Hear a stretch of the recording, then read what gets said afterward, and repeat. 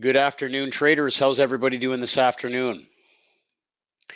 Before we get started, as always, just a quick test of picture and sound. Can you hear my voice and see the projection? Please type a Y in the chat box. Raymond says awesome. Al says great. So it looks like we have a clear connection. Hopefully everybody had a fantastic day in the market. I know Raul's success for today was quite well received. I did well this morning as well using the market profiles software, and we're gonna be doing a little bit of a different perspective today. Raul is a market profile specialist. He specializes in using TPO and cumulative tick volume for his trading. He runs our Monday and Tuesday trade room full time. And what I've done is I've asked him to come in and actually basically do the webinar for you, since he is the specialist on it. What's really important here is to know that I am here to answer questions in the background. If you have any, I will be here to give you links. We'll spend some time going over Q&A at the end of the event, and special offer details, et cetera, et cetera. We are recording the webinar, so that way if you can't be here for the entire event, please don't worry. We have your email. We will send it out.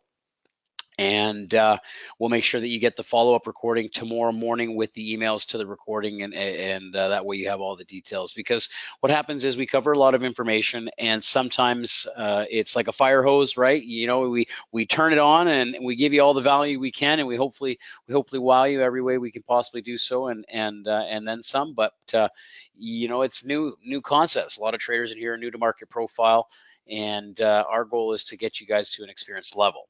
So without further ado, I just want to ask a couple questions. How many of you guys in here have at least been on our website, or at least been to our trading room once and seen the market profile information in action, or at least have some type of an understanding of what market profile is?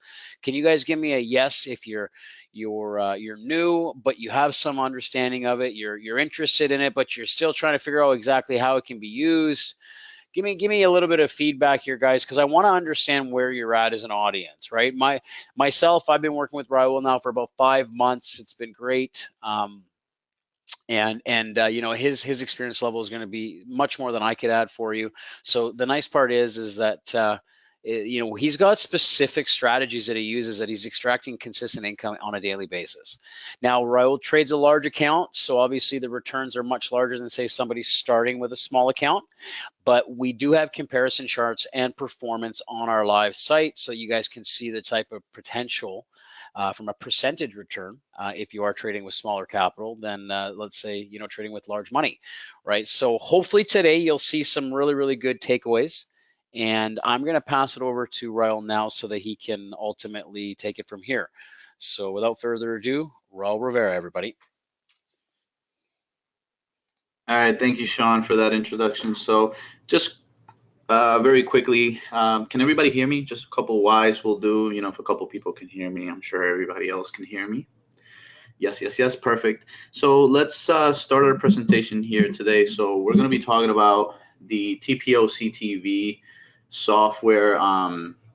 TPO meaning time price opportunity, which is, you know, it's a lot of interchangeable words. TPO is the same as market profile TPO, distributions, you know, it all talks about the same concept. But just to put an acronym to it, right? TPO CTV.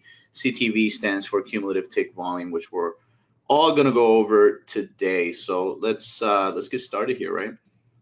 So quick disclaimer before we get started, guys. This is just so we understand that everything that I'm talking about here today is meant for educational purposes only.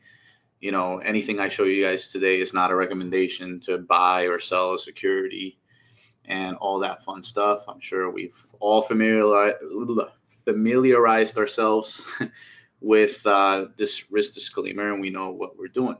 But we'll leave it here for a few more seconds. I'll take a quick sip of the water here, and we can go ahead and move on. So what are we going over today? So today we're gonna, you know, just introduce the team here at Golden Zone Trading. We're gonna talk a little bit about me, a little bit of in-depth, you know, a couple of bullet points to let you know who I am.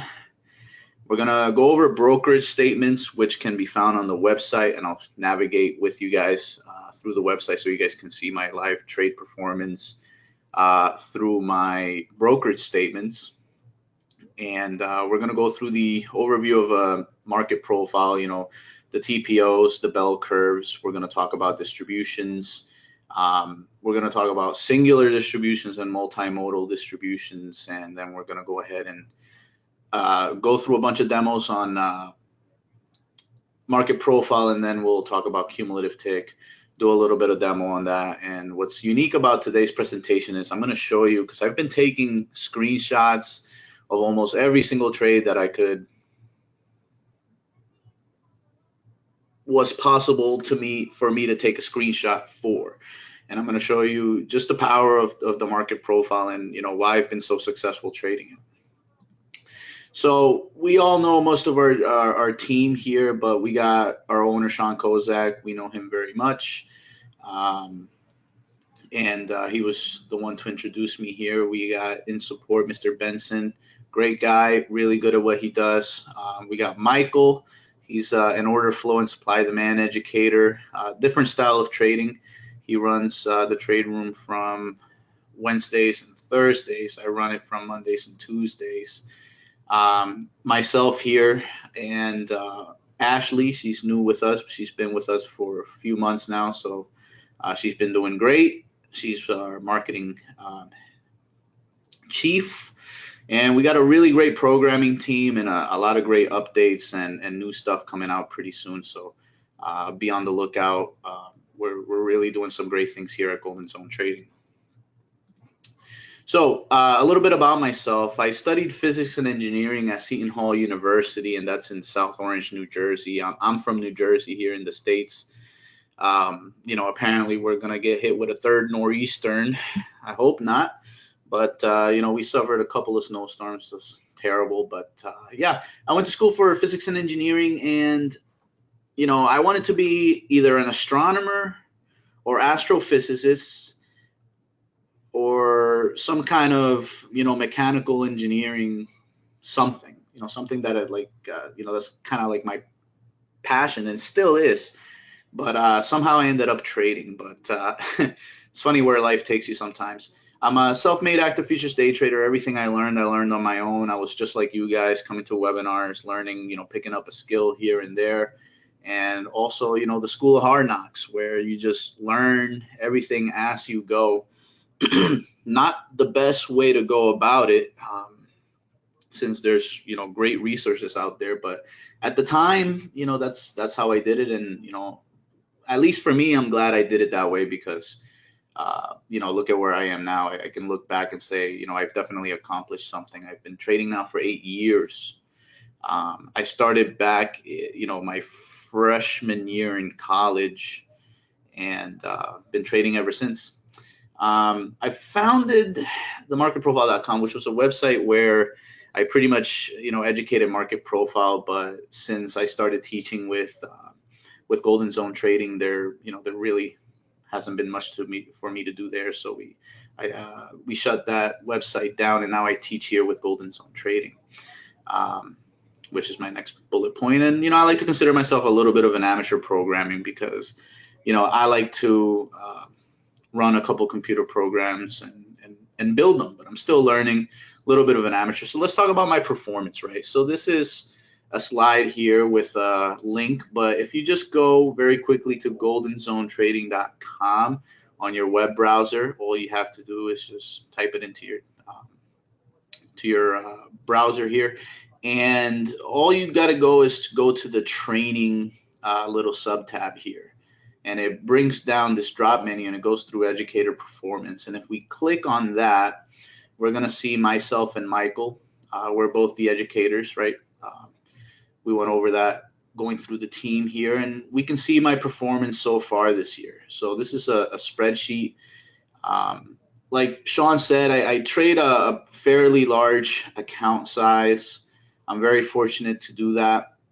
And so the dollar signs that we see are going to be very big, but we don't want to focus too much on the dollar signs unless you're trading an account of my size. We want to really just focus on the return on investment, right? If I throw, I don't know, something like 5 or 10 grand, and I want to trade this strategy, how much could I expect to return? Certainly it won't be this much unless you're extremely lucky and some sort of event happens where you can make that much capital with 5 to 10 grand. But it's all about the return on investment, right? Because the dollar signs, like I said, are just a result of the multiple of the account that you're trading. But trading on a 5 to 10K account, my returns so far have been 23% here in January, 20% in February. And if we were to just look at this as let me minimize this a little bit right there. That's good. If we were to just look at this as a $10,000 account, and this is just for reference, on a $10,000 account, this year alone would have yielded about $4,000, $4,300 here in just the past couple of months, which is a really great return on investment so far this year. And I plan to continue to provide and get these returns because of the strategy that I have. And the strategy that I'm going to be teaching you guys today. Now, if you want to take a look at actual live statements right here at the bottom, if you scroll down right there and right here, you can just kind of, it's a scroll bar. You could go left and right. You can take a look here. Pretty much I have every single month last year, every month this year. We can take a look at my live statements here for the month of February. This is my actual live account statement from Phillip Capital. I trade with NinjaTrader, right? They're the brokerage, but they clear through a U.S. bank called Phillip Capital. And so they're the ones that hold the money, right? They're the ones that provide the statements, and you guys can see all of my statements at your own time. I don't want to take up too much time here, just talking about educator performance. But once again, you just got to go to goldenzonetrading.com, and from the homepage under training, you'll go to educator performance, and here you guys can definitely check. I put the link in the chat box for everybody there to make it easier for you guys to go in and access that. Yeah, that's perfect. Thanks, Sean. All right, and I not only keep my performance and those statements on the website, but I also use this TJS trade log. I'll show you guys here. It's a great tool to keep track of your performance. So far, year to date, that's including this month. The gross here amount is 151,000. This isn't including today, okay? Because I've yet to log in my trades. I usually do that at the end of the day, but instead I'm here with you guys teaching. So I'll do that after. But this is without today's trading. Win percentage is about 60%. I don't brag about trades of like 80 to 90% accuracy because, in the futures trading, that's extremely difficult to do, right? So this is pretty modest. I have losses, but I also have winners. And the key to the strategy I'm showing you guys today is that your winners are always going to have to be a lot larger than your losers, and you got to stick it through, right? It's not about the sprint, it's the marathon. And so far I've been fortunate enough to have a pretty good marathon this year. And this is cool. We go through this over the in the trading room. I show this every time just to, because I'm only there Monday through Tuesday. So I'm sure traders want to see how I do Wednesday, Thursday, Friday. And, these are the results. We go over to the analysis sheet. I've grown my account from 250,000 starting capital to 401, which is pretty good. I have a goal of about 750,000 for this year. Hopefully we can get there. It's the most ambitious goal I set for myself ever in my career. So we'll see how we do. I sure hope volatility stays in the market so we can continue to achieve the type of performance that we've had this year. But, some of my best markets trading so far has been the S&P 500, the NASDAQ, the DAX, which is the German Dow Jones, if we want to compare it. Crude oil, I've done very well in, and surprisingly, the 30-year bond, I'm pretty surprised with that number myself right there. Almost as good as gold in the 30-year bond. So it's pretty exciting stuff. But, let's stop talking about performance. I want to show you guys how I got into that performance, right? I want to show you guys how I did that. So quick, let me know here, guys, if just to sort of gauge the audience here, how many of us know what market profile trading is, right? Without reading the slide here, how many of us know what market profile trading is and how we use it or what it is overall? I see a couple of yeses, one I do, a few yeses, so that's great, right? But for those of you who may be a little quiet and just sitting back and listening, and you may not necessarily know, this is all it is a charting technique. It's nothing more, right? It's a charting technique that's become, that we express on our charts through indicators, right? And it's a charting technique for locating value on an intraday basis. And value is just another word for locating support and resistance, right? And it's a charting technique where we don't use a candlestick or a line chart or anything other than the actual distributions of price in order to analyze the market each and every day, which is crazy to some people, but it's very unique in the way that it is. And I'll go on and explain some more, but through examples. But some of the reasons we should look into trading market profile and why trade using market profile is that all markets look the same through the profile, right? There are a lot of charting techniques out there, looking for head and shoulder patterns, looking for cup and handles or doji patterns, or there are tons and tons of different candlestick patterns. And how reliable are they? And how do we spot them accurately?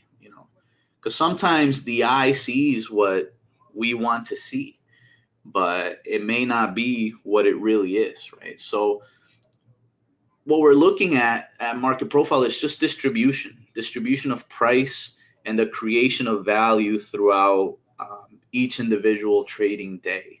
So there's really no need for head and shoulders or cup and handles or any of these hundreds of candlestick patterns. There's no need to memorize all of those candlestick patterns, just a few patterns. That's it.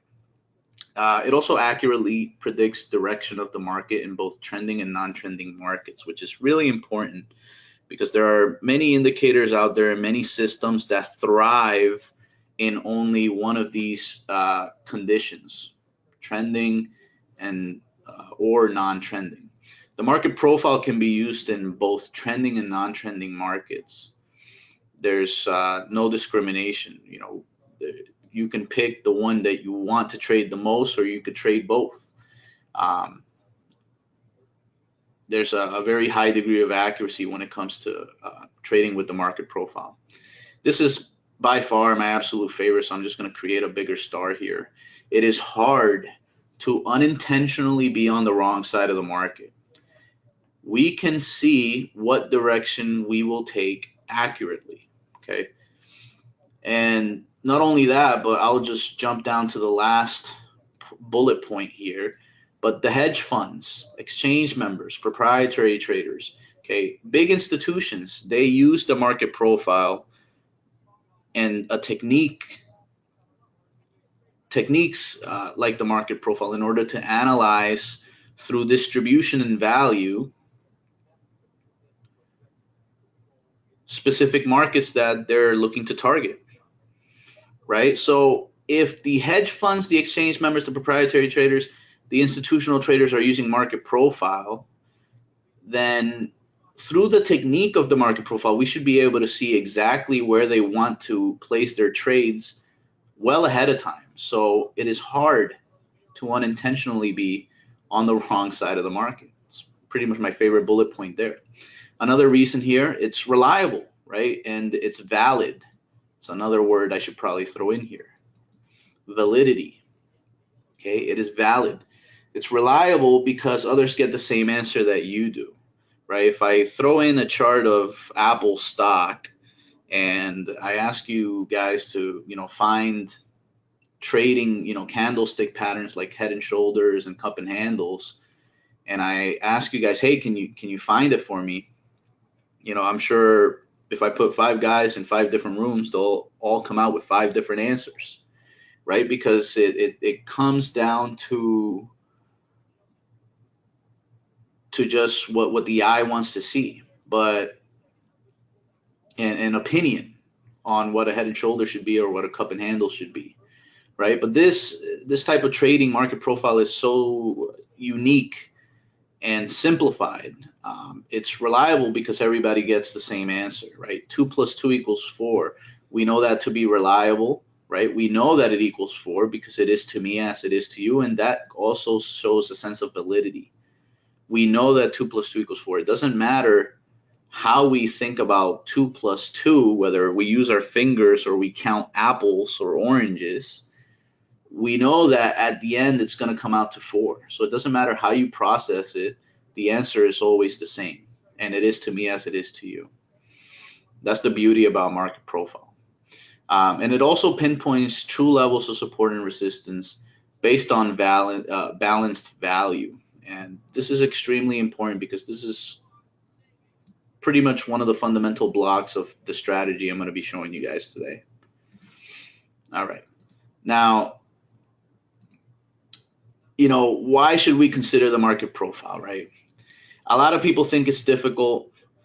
A lot of traders will look at the profile. I mean, let me show you guys here just a chart of the market profile. Let me just maximize this, the S&P 500 futures on a market profile, and they'll take a look at this and they'll say to themselves, what the heck am I looking at? Where are the candlesticks? Where's the line chart? How in the world do I use this? And it becomes sort of a thing of, fear of the unknown. I don't know how to use it, so I don't think I want to learn it, right? But we'll show you the way because this is really a simple way of looking at the market. Okay. When we look at candlesticks, there can be a lot of noise. Looking at distribution, it smooths out those candlesticks, but it just shows it to you in a more unique way, right? Simplicity is the ultimate sophistication. Steve Jobs said that as well about the iPhone. And that's just the way it is, right? People are afraid of the unknown, but, if others are succeeding, so can you. If I'm succeeding using this strategy and I've succeeded and found consistency with this strategy over the past few years, you guys can too. I've been saying something in the trade room, and not really as an insult, but it's all about having the right strategy. That's how you become consistent, right? If if I were to take a kid or take a little monkey and show him how to trade, and again, not comparing anybody to a monkey, but you can be a consistent and really good trader as well. And it's all about simplicity. And this is what I'm showing you guys here today. It's not difficult. I can do it. You can do it. Let me teach you how to do it. So let's talk about price and value using a standard deviation. A standard deviation is another word for market profile or a volume profile or a bell-shaped curve. If you go on Google right now and type in standard deviation and go to images, all you're going to see are pictures of bell-shaped curves. So how do we analyze this stuff, right? So the way we come up with a market profile or a bell curve to analyze price action is it's pretty much by taking the data, which is price at specific times, and analyzing it using a standard deviation or a bell curve. And when we use a bell curve, there's a few components that we need to know of. Number one is the valley area and the point of control, prices above value, prices below value. But what does all this mean, right? So the value area is 70% roughly of all of the trading activity that occurred throughout the day. Okay. Since we know it's 70%, what is the other 30%? The other 30% is prices above value and prices below value, right? But there's a divider between the 70 and the other 30%. That divider we like to call the value area high and the value area low. Very, very important that we know that.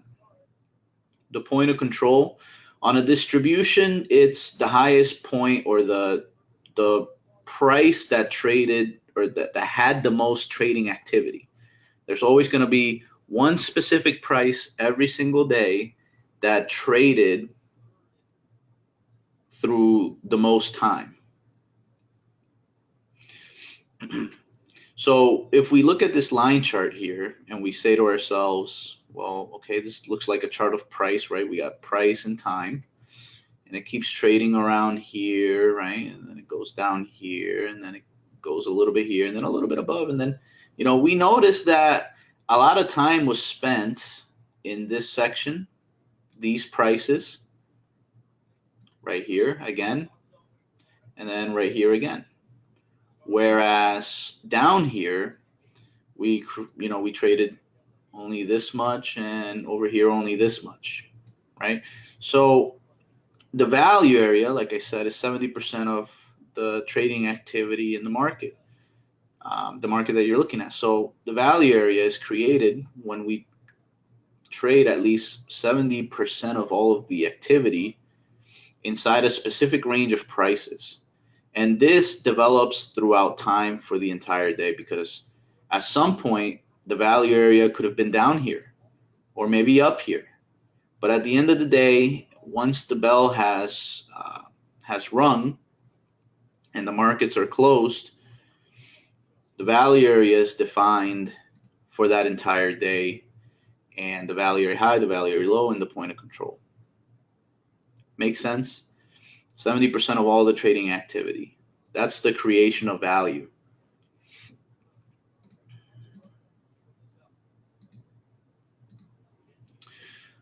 Now, what are TPOs, right? Because we sort of understand the bell curve, okay? It's a standard deviation, and, we know the value area of that standard deviation, and value area high, value area low, but there's all these other components of what's a TPO, right? Because we call this the TPO distributions, right? What is the definition of a TPO?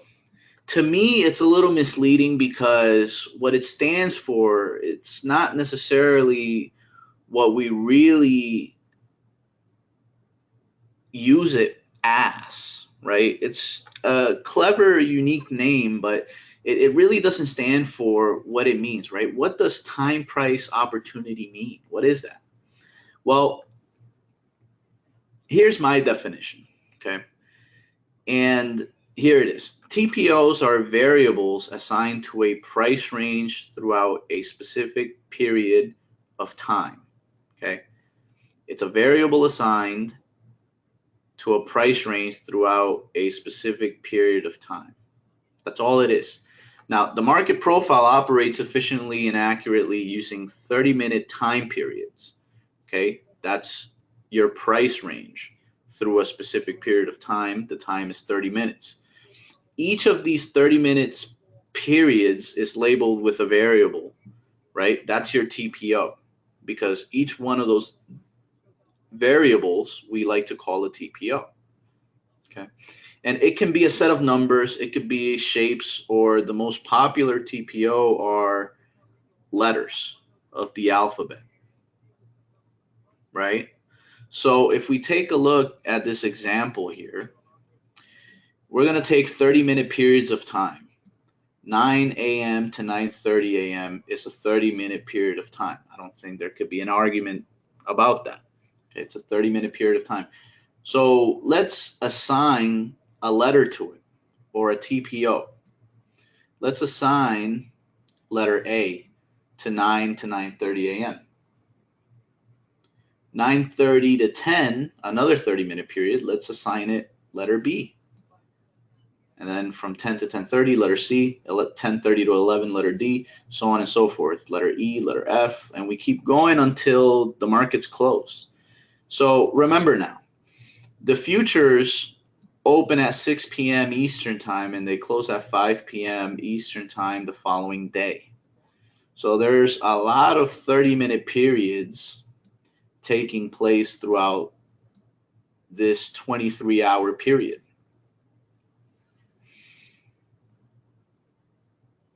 Thus, when we profile or take a standard deviation of all of this data from 6 p.m. to 5 p.m., we're going to have something that looks like this, something that looks like a distribution.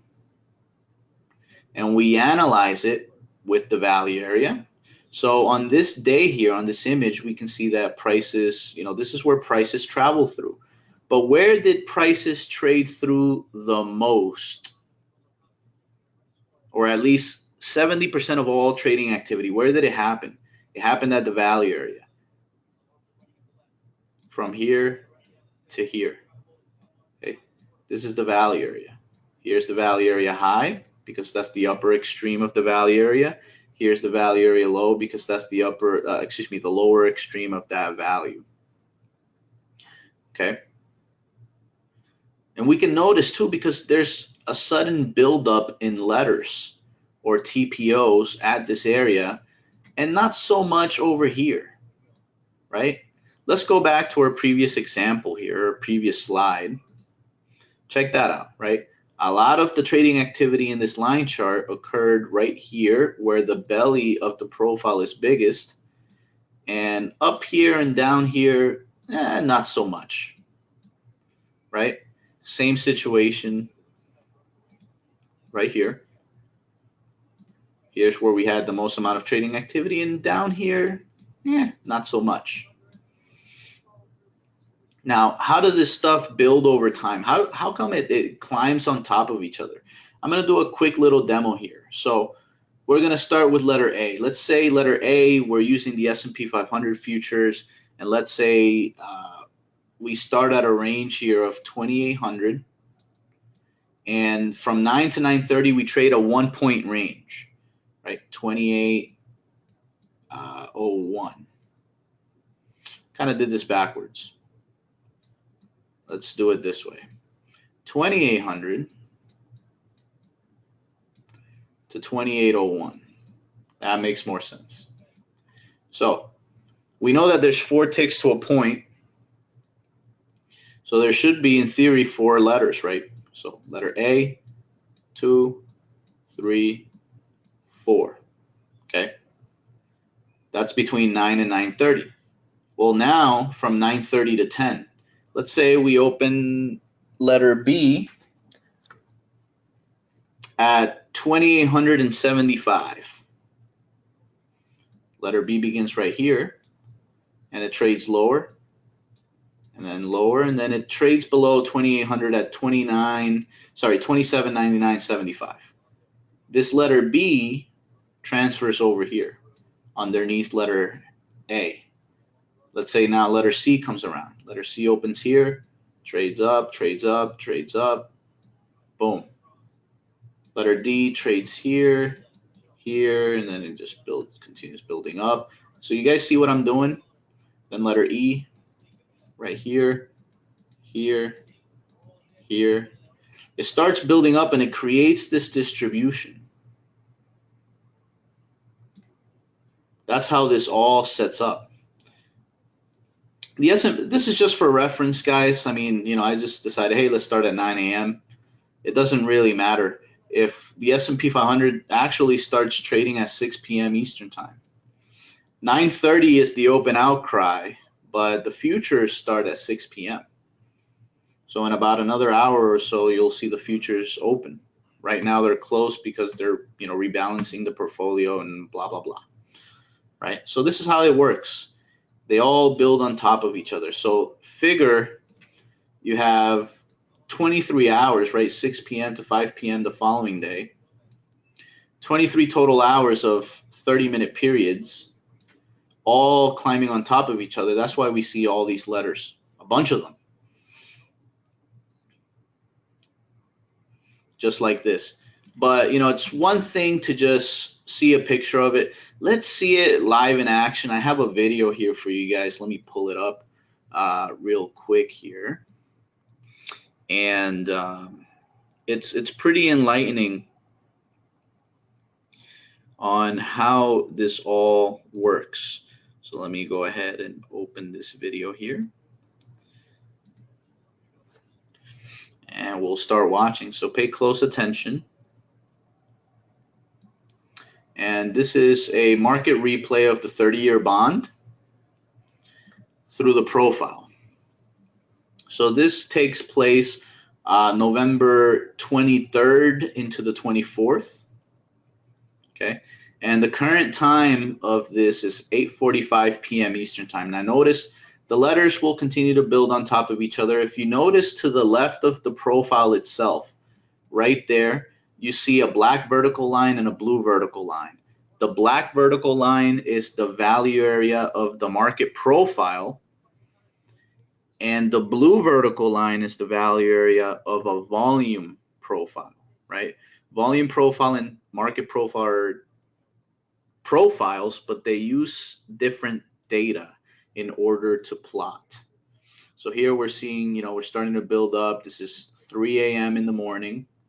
And we start seeing, how value shifts throughout the day. And also how prices, or the occurrence of price, builds over time and creates these distributions that we're seeing. Now it's 7 a.m. It's about to be 8 a.m. And we can see prices trade through here, continues to build distribution. Right, 9:30 a.m. now, continues to go. 10 a.m., 10:30, 11 a.m., 12 p.m. Eastern time. And this day happens to be a holiday, so it stops trading at 1 p.m. But there you have it. There's the build and the distribution, right? It just keeps going and going and going.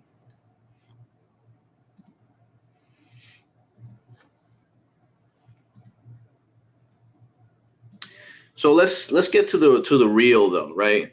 So we see how those things build, Raul, but how do I use this stuff to trade, right? How do I analyze these profiles? So remember I mentioned all profiles look the same. No need to learn over 100 different types of candlestick patterns, right? There's only 3 distribution shapes that we need to be aware of, and they're all normal distributions, okay? Normal distribution is a mathematical term. So there's only 3 of them, and all 3 of these distributions are normal. The first one is a normal distribution. We like to call it a letter D shape. Okay.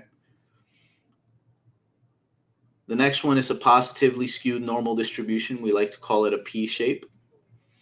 And finally, a negatively skewed normal distribution, which we like to call a B shape. Now, I want to draw this out for you guys.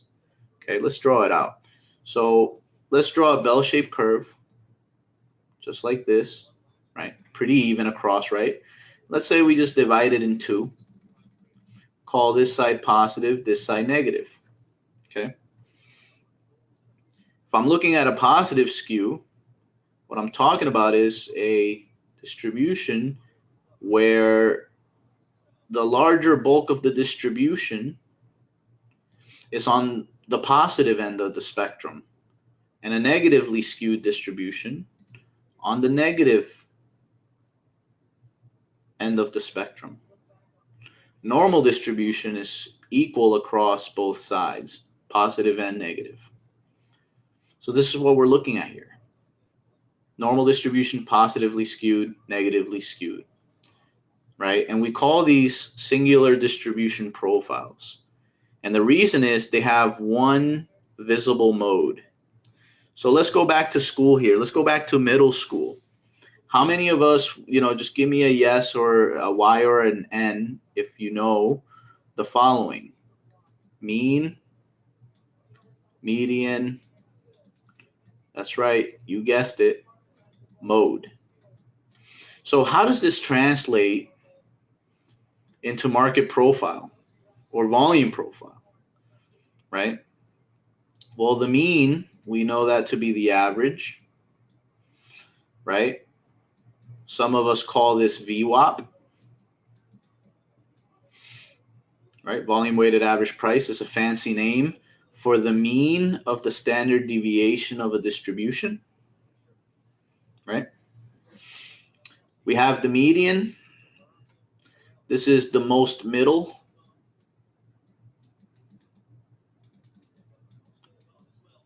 In terms of trading, this is something we like to call the 50% fib retracement line, right? If I'm measuring something from here to here, the total length is 20.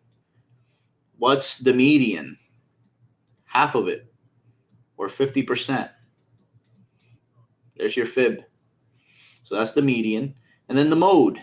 The mode, we like to call it the point of control, or the highest singular value on a bell-shaped curve.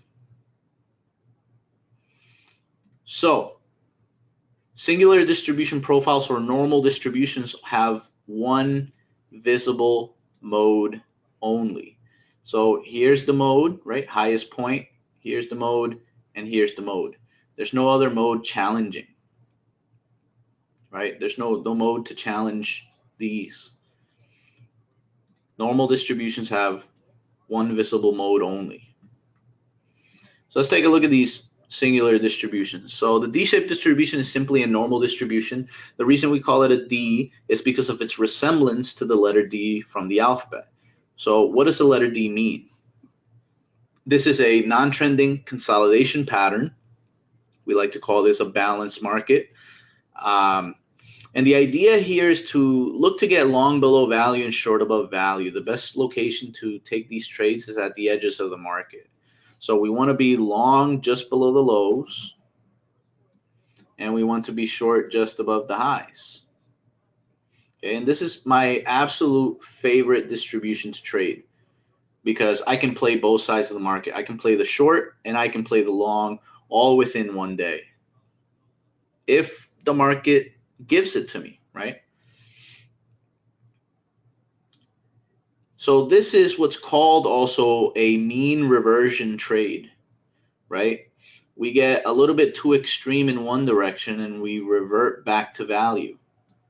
We get too extreme to the upside, we revert back to value, right?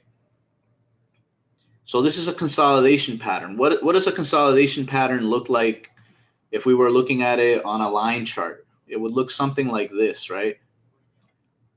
It makes a highs and makes a lows, but it's not extending in one direction or another. It remains within a range, right? And what's the best type of trade to put on these kinds of trades? Well, we want to short it at the highs and we want to buy it at the lows. And we want to keep doing that for as many times as possible. What's the risk on the trade? The risk is that it decides to trend up finally. And here's where we lose money. But here's where we make money all these times around. But usually, and this is from experience, when a market is in a consolidation pattern, it usually remains in consolidation for the entirety of the session. Unless some sort of news extends the range in one direction, which would begin a trend. And I'll go through a bunch of examples, believe me. I got a ton of slides to show you guys. All right, what are the characteristics here of a D-shaped distribution? Even distribution across a range. Typically, even distribution above and below the open of the session or the distribution. So here's the open, here's the close. That's what these markers are for, these little triangles, right? there's about, I mean, it's not perfectly even, but there's an even amount of distribution between, above the open and below the open, right? It's pretty even. You can't confuse this shape with any other letter, right? So let's go on to the other letters. Here's a P-shaped distribution, right? So the P-shaped distribution is a positively skewed normal distribution. The reason we call it a P is because it looks like a letter P from the alphabet, right? This means it's an uptrending market. It's a buyer's imbalance, meaning more buyers than sellers. And the idea here is to find a place to buy it. Typically on a pullback, the market will retest the highs or trade higher, right? That's what it's looking for. The characteristic here, the larger bulk of distribution must be well above the open of the session or the distribution. Here's the open, here's the close. Where's the larger bulk of the distribution? Well above the open. That's a P, right? Doesn't it look like a letter P, right? That's a P-shaped distribution. This is an uptrending market.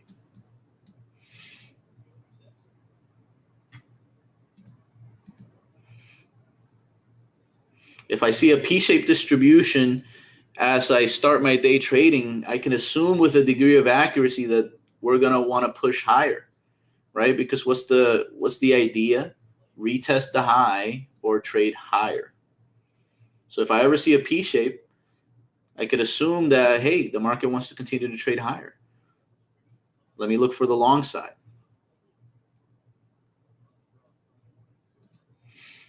Lastly, B-shaped distribution.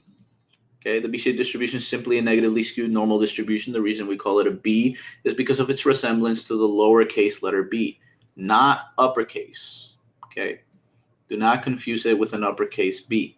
It has to be a lowercase b. Think about it as an upside down P. An upside down P does not look like an uppercase B. Now, this is a downtrending market or a seller's imbalance, meaning that there's more sellers than buyers. And the idea here is to find a place to sell it. Typically on a retracement to the upside, the market will try to retest the lows or push lower. I mean, characteristic, the larger bulk of the distribution must be well below the open of the session or the distribution. Here's the open, here's the close. Larger bulk of the distribution is down here. Does it not look like a letter B? So if I come in and I'm looking at the S&P 500 and I see a letter B, I can assume with a degree of accuracy that the market is going to want to continue to sell.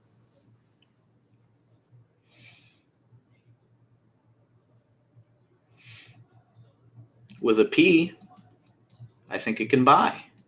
And with a D, it's just going to continue to consolidate sideways. It's going to remain in a range. So there you have it. Trending and non-trending markets. The market profile has a strategy for and a way to analyze so that you can understand clearly which type of market you're in right now. No need to look at dojis or all these other candlestick patterns. This is all you need. P, B, and D. Just visually recognize it. It's simple. They look like the letters. So let's go over this one more time. Okay. Singular distributions are normal distributions, positively skewed normal distribution, and negatively skewed normal distribution. Okay. And most importantly, what defines a singular distribution is that it only has one mode. Okay. But in trading, multiple distributions can occur. And these multiple distributions are bimodal and multimodal distributions. Okay. And these are combinations of more than one singular distribution. For example, it's a combination of either P, B, or D. Here's a bimodal and a multimodal. Why is it a bimodal? Well, it has two modes in a sense, right? It has two high points that could be considered points of control. Multimodal has many high points, right? Many modes. They're not singular like normal distributions. Thus, it's a combination of P, B, and D, right? Let's say that we have a market that is bimodal. Let's say that it's a D or consolidation followed by an uptrend, right? What if I merge this all together? What would it look like? It would probably look like this. Here's your letter P, and then here's your letter D. Here's your one mode, two modes.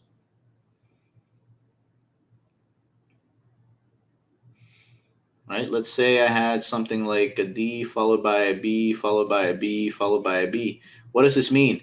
We had consolidation, we trended lower, consolidated for a little bit, traded lower, consolidated for a little bit, traded lower.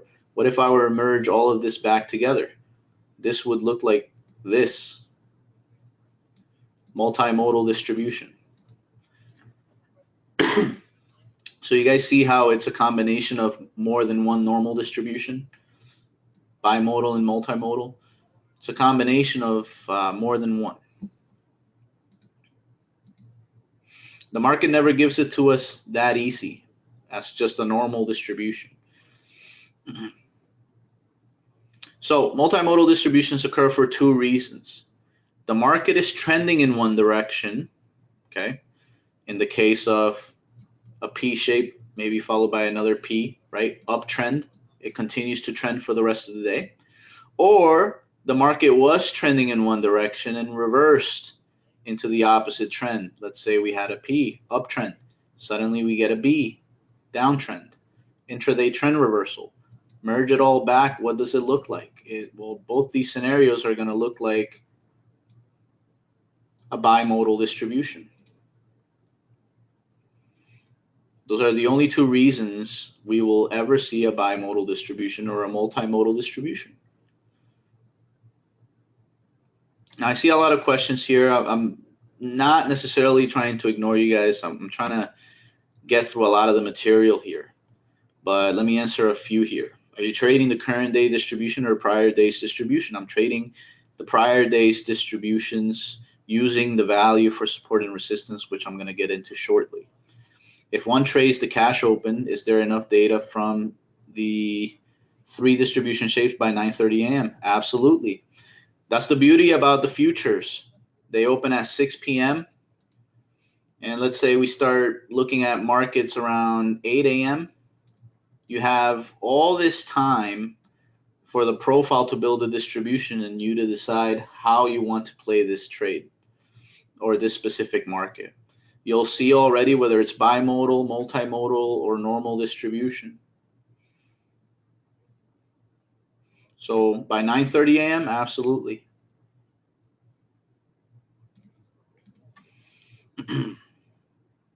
How important is the overnight? Very important, because I've gone over this in the trading room a lot of times, right? 6 p.m. to 5 p.m. futures hours of operations. Stock market, 9:30 to 4 p.m. But people like to think that 6 p.m. to 9:30 a.m. the next day is unimportant. But these are the times that the market is liquid in the futures. In the stock market, these are the times that the market is liquid. So if I'm going to erase a bunch of time out of the futures, that's the same as erasing a lot of the time out of the stock market. You know, let's ignore 9:30 to 12 and only pay attention to 12 to 4. That doesn't make sense, right? So the overnight is very, very important. We want the distribution created. You know, it's a global market. It's a global market. We want the distributions created during other global markets. We need it. It's very, very important. So let's take a look here. Okay, this is just an example of looking at a distribution. This is an example using gold, right? Here we have one distribution, two distributions, one distribution, two distributions, bimodal. One distribution, two distribution, three distribution, multimodal. One distribution, two distributions, three distributions, multimodal. This one, just one little lonely distribution. That's a normal distribution. Okay. A D shape, actually. Here, combination of two distributions. Here, combination of two, combination of three or more, combination of three or more. Okay. Now, the goal of the software is to use normal distributions. Use the value created from those normal distributions. So what makes our software unique is that in order to create a bimodal distribution into a into a normal distribution, you need to figure out and you need to break apart time in order to figure out which distributions you have. And using the value areas of those specific distributions as support and resistance. Okay, that's how we trade market profile. Support and resistance, right? Support, we want to buy it. Resistance, we want to sell it. We want to buy with the support, and we want to sell against the resistance. Right? We want to lean in towards one side and the other. And the institutions do this. So we're on the right side of the market. We're in the same time that these institutions jump in because they want to buy at better prices or they want to sell at a higher price. Right? That's how you make money. And you want to take your profit and do a lot of your business where we have the most amount of trading activity, because that's where the liquidity is. So here is a profile, an image that we've already split the distributions into their normal distributions. Here we have a D, here we have a B, here we have a really tiny D, here we have a P, here we have a B, here we have a B. This is a D shape followed by a P shape. This is one large D-shaped distribution. And on this day, so far, we made a D followed by a B. Now, notice on here, we see the value area. Now, remember I said the value area is the black vertical line and the blue vertical line. Black is the market profile value area. Blue is the volume profile value area. Now, we want them to be balanced. Look at this example here, and maybe a little bit of this example here. See how the blue vertical line sort of extends away from the black vertical line, and same thing over here. That's imbalance between volume and time.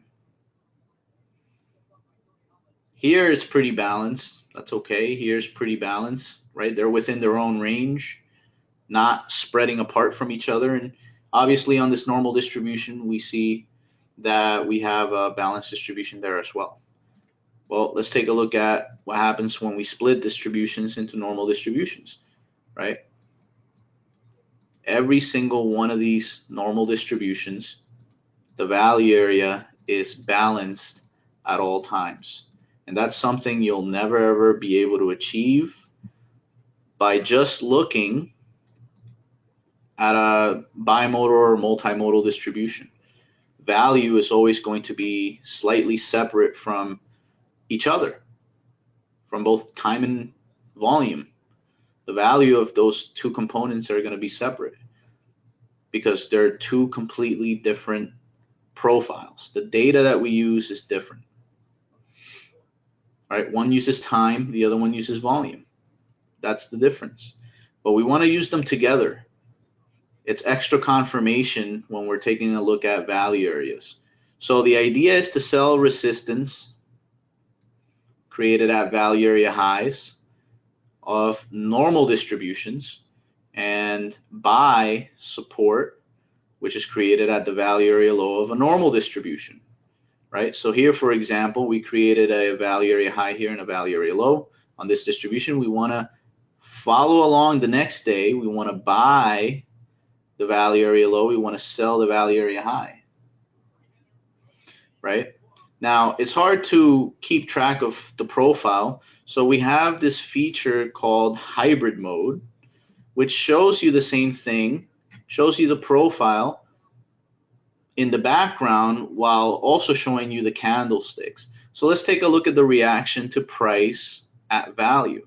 So we created it here and here.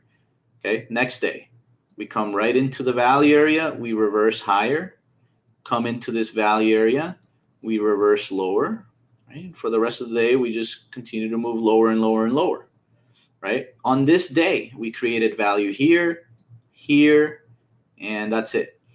Okay, so we're on this day here on October 27th, we're only looking for the short side. We're looking to short the market, not really get long the market. And we're looking to short at this value area resistance level. Market enters that value area, reverses immediately. Market gets right here, reverses. And these are all opportunities that we want to be taking because the institutions are doing the exact same thing.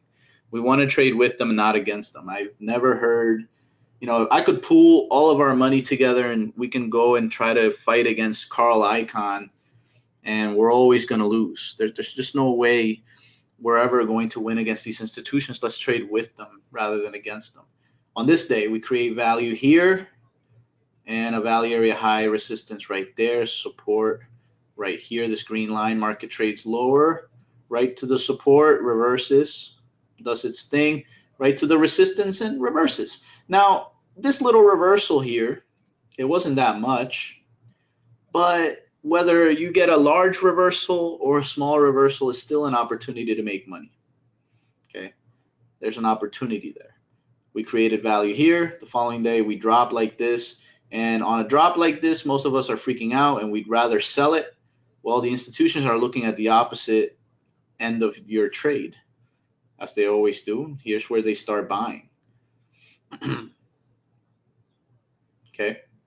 Now, you know, it's fun to see this sort of in like hindsight. So, and me talking about it all the time, you know, it kind of builds a little confidence. Okay, Raul knows what he's talking about. But you know what? I don't want you to just take my word for everything that I'm telling you. I want you to look at it for yourself. So here is a list. Okay, we're going to go through a bunch of slides here of a lot of my best trades that I've taken this year, trading this strategy, buying value area support of a normal distribution and selling the value area high of a normal distribution. So let's take a look. This first trade, this one on March 13th, just the other day, okay? Here we have a D shape, followed by a P, followed by a P, followed by a P. This was non-farm payrolls. That's why we had this big rally. And we had a value area high here, and we had a value area low. The market gets to the value area low.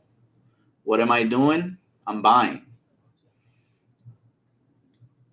This was a pretty decent trade right here, 4.5 points at the time that I took this image on 15 contracts, right? A lot of traders like to consider themselves scalpers, taking, you know, 3 ticks, 6 ticks maybe out of the market. With the market profile, you can scalp, but more importantly and more betterly, you can go for some really big trades. Okay, 4.5 points was about halfway to the distance to my first target on this trade. Next, this was on the non-farm payrolls. Okay, now a little bit of a different image here. You know, I have different themes I like to run. Okay, where did we find value at this value area high? Let me change the color here.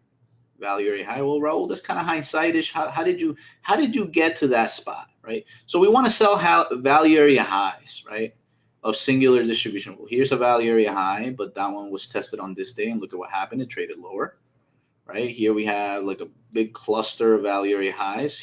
That's where we stopped on that day, right? And so the next value area high was right here. We didn't touch it on this day. We didn't touch it on this day. We just happened to touch it on the day that the news releases.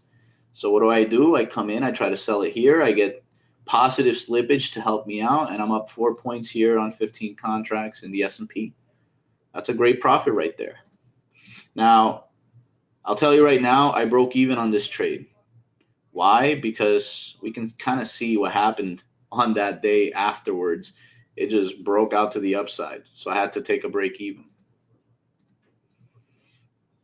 Next one here, another S&P 500 trade. Okay, this one we had a value area high right there. I took the short. I'm up 15 points on 5 contracts. Now this is February 9th. This is when we had really high volatility. And when we have high volatility, we're able to make a lot of money like this, a lot of points, a lot of stuff we can do. Let's go over through the next trade. This one's in the NASDAQ. This one, at the time that I took this photo, I'm already up 47.75 points. Okay, how did I get to that? Well, the following day, we created a D, followed by a P, followed by a pretty big D here that engulfs that P. Creates a value area right there. Let me just kind of right there show you guys. And I had an order to sell 15 total. I only got filled on 7. The market never made it to my second entry location here at 23. And the market sells off from there. And I'm up 47.5 points on that trade so far. Okay. And I'm just going to keep going here because I'm chock full of these trades here. Here's another one in the NASDAQ. Okay. This was from a day way back here. Okay. The following day or the previous day, any value that was in here already tested on this profile. The next one that we had was right here. I take the long. I only get filled on 5 instead of my other 10 that I wanted to get into. I'm up 76.75 points on this trade. Next, another NASDAQ trade and another winner here. Okay, this one was big. This one, okay, breaks through this value area. This would have been a loser, but you would have had to be up at 6 in the morning trading in order to take this trade. Okay, market trades lower, right on time when I'm there and I'm trading during market hours. Get long 68.09. This was on March 1st. 15 contracts. I'm up $80 and 80.75 points. This is 30-minute charts, right? We're using 30-minute charts, not 3-minute, 30-minute. I don't trade Russell futures because ever since they reduced it to like $5 per tick, it just really hasn't piqued my interest. You know, to make some money on it, I have to trade like 30 contracts to try to get the same leverage that it had before. So I don't really trade Russell futures anymore. The euro, here's another trade. This one a little more modest, right? D-shaped distribution. Here's the value area low. Here was a value area high from that day.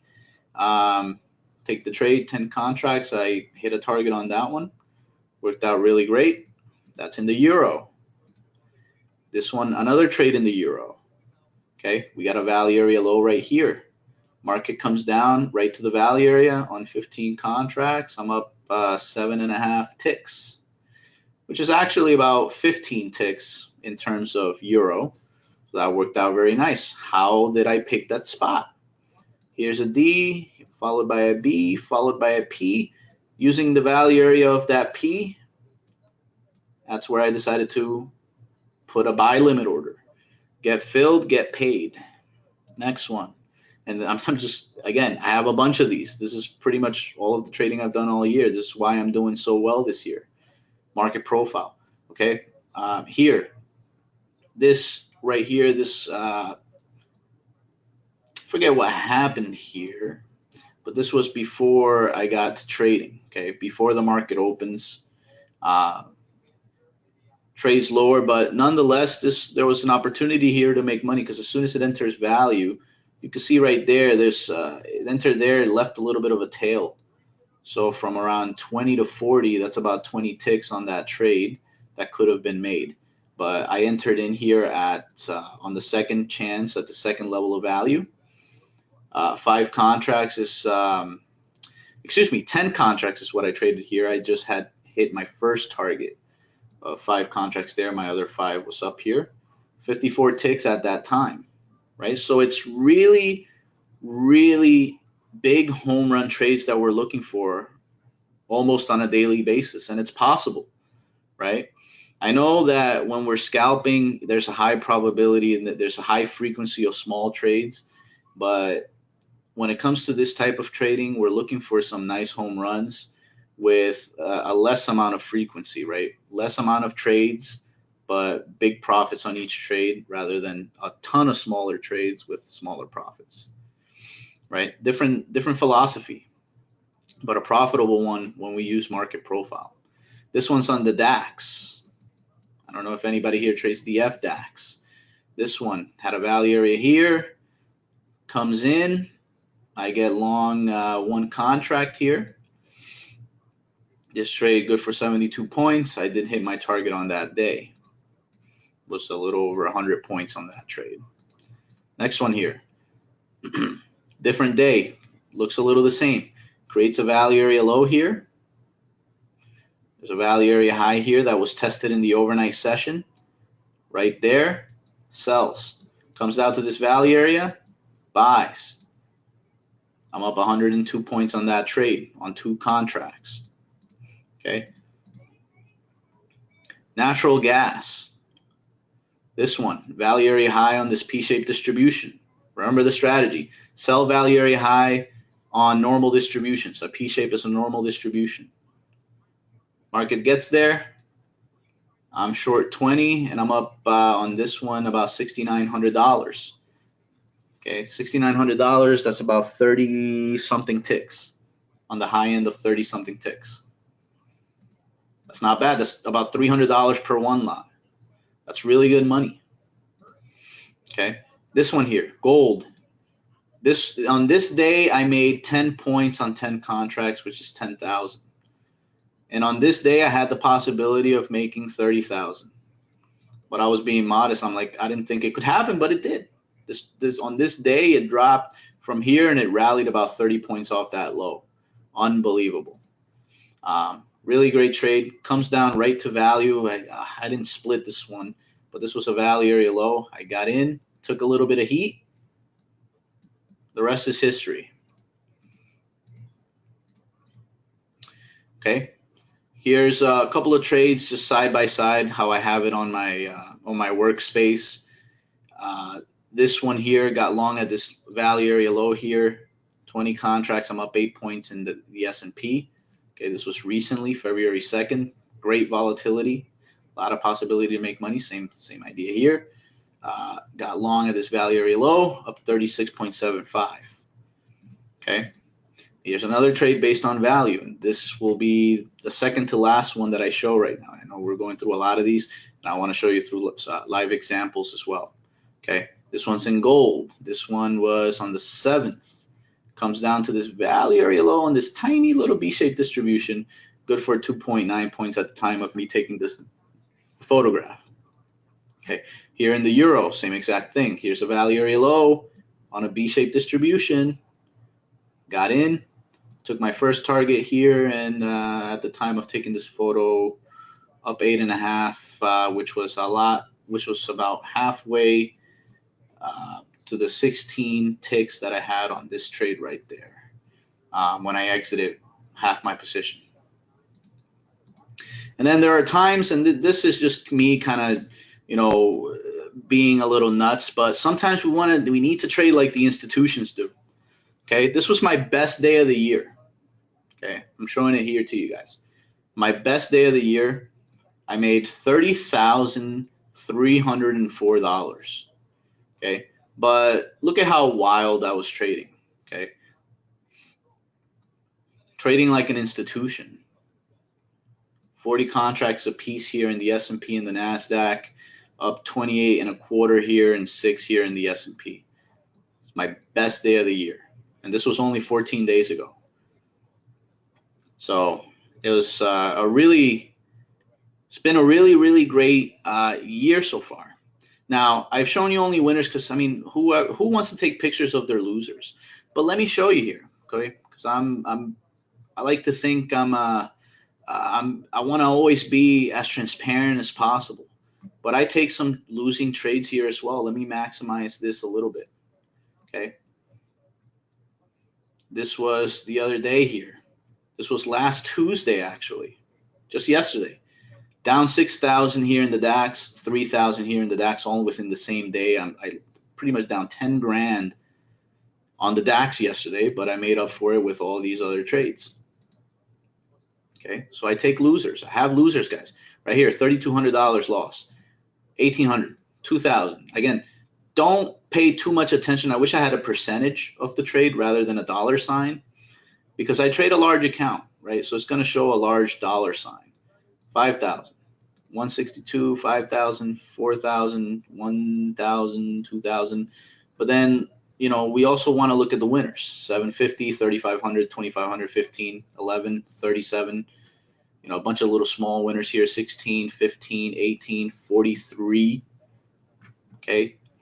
2, 6, 3, 12, 100, 16, 18, 10,000, 14,000, 2,500. So the winners are large. The losers are a lot smaller than they are. And I believe that's what this payoff ratio means. It means that I make 1 times as much as my losers, which is a very positive number. But when we take a look at winning percentages, it doesn't look very attractive. But I win about 60% of all my trades. The other 40% are losers, but the losers just do not catch up to the winners. That's how you make profit, right? We're always looking for those big trades. 60% is pretty good. Yeah, I like to think it would be better. You know, it could be better. At least I like to think that. So let's go through some software demos so we can go over some of the software here. And before we go, I'm going to show you guys the trades I took today. And this is my total net profit for today. As you can see here, 314. I'll hit generate again, right? 11,783. That was the total haul for just today. So I had a pretty decent day trading in the markets. So let's show you how I did that. So let's start with the S&P 500 futures. Okay, let's start with the S&P 500 futures. Now, what makes our software really unique, like I said, is the ability to break apart these distributions, especially the ones here that have more than one mode. Okay, right here, right here. Today, even look at that, 3 humps. 3 humps for hump day. Okay. Breaking them apart into normal distributions, because this isn't normal, right? Look at the difference between the volume profile value area and the market profile value area. They're completely separate. We want them to be balanced. We want them to be balanced. So how do we do that? Well, with our software, we can very simply split them apart with just a simple click of the mouse. And if need be, we can merge it right back with another click of the mouse. So here is the P-shaped distribution, or the normal distribution we were looking at today. So the idea for trading today was to get long between 27.58 and 27.54. Generally, the ranges are never this big, right? But this is the range of prices we were looking to go for today. I mean, here's the value of the trading activity. Here's the value area low of volume. Here's the value area low of time. These are the prices, you know, in between that I want to trade. So what did I do? Let me show you guys the trade here. So let's go to data series, right? Yeah. Text and markers. Let's show it. And now you'll notice it looks pretty cluttered, right? I mean, this is all over the place, right? We can simplify that. Up here with the user interface, we can switch between hybrid, which shows the candlesticks, or distribution, which shows just the market profile. So let's go over to hybrid, okay? And let's analyze this trade here. So we knew we wanted to get long, the value area on this P-shaped distribution. And how did we do that? Well, I had one order sitting here and another sitting here. Okay, I scaled into this position. Okay, and when I scale into it, I cost average. So my cost was about 25, pretty much where we are right now, 27.55 and a quarter, and I got out at 58 and a quarter. So So I made 3 points on this trade. If I held a little longer, could have made a little more on this nice big jump here, but you know, we had such a big drop like this. We had more than enough time to try to build it back, but nothing happened. So took that trade, made a decent, how much did I make on that one? $2,789 on that trade, which would come out to, you know, if I'm trading a 2 lot, that would actually be about $278 trading just a 2 lot.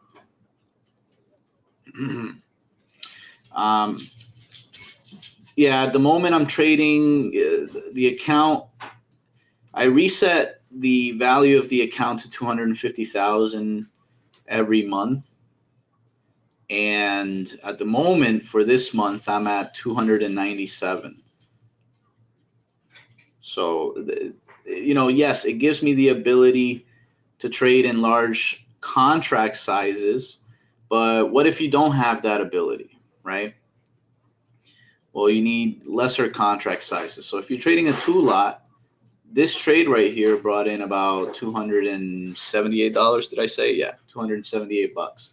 That's not too bad on 2 contracts. Ask yourselves, this is kind of like a humbling exercise.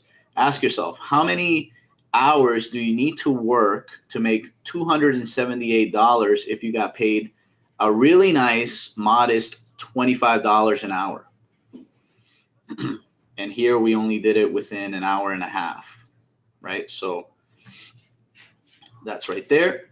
Okay, that's the S&P. Let's go over to the NASDAQ today. The NASDAQ had a really, really great trade. Let me just maximize this here and blah, blah, blah. Okay, how did we come across with this one? Well, it's, you know, the NASDAQ is a lot like the S&P 500. So once we split these distributions, okay, splitting creates a multimodal distribution.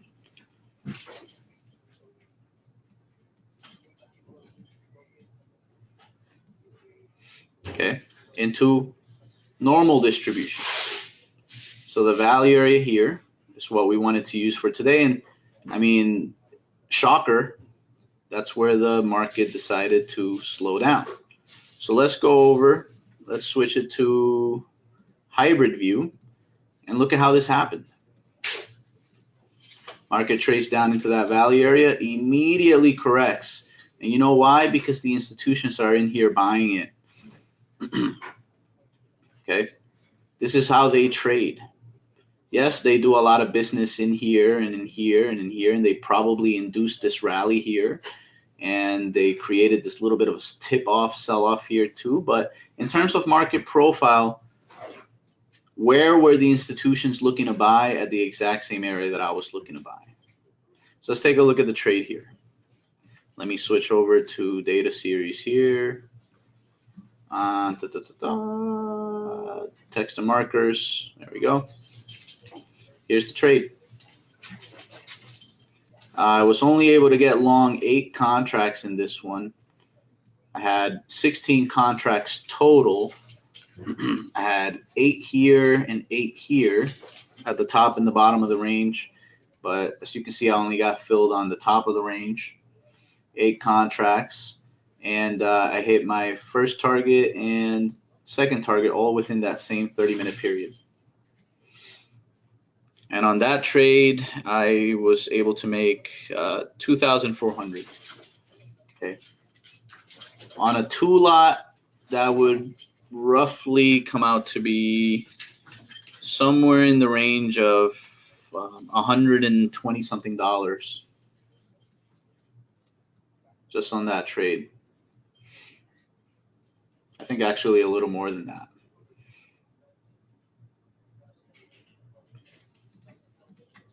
Okay.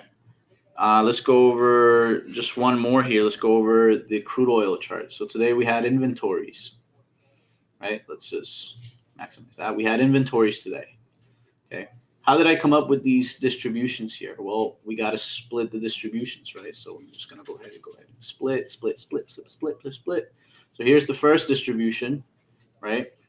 I'm just going to ignore this portion right here, because this is the area that I used right here, right? From a multimodal distribution, I was able to come out with this B-shaped distribution, which is a normal distribution.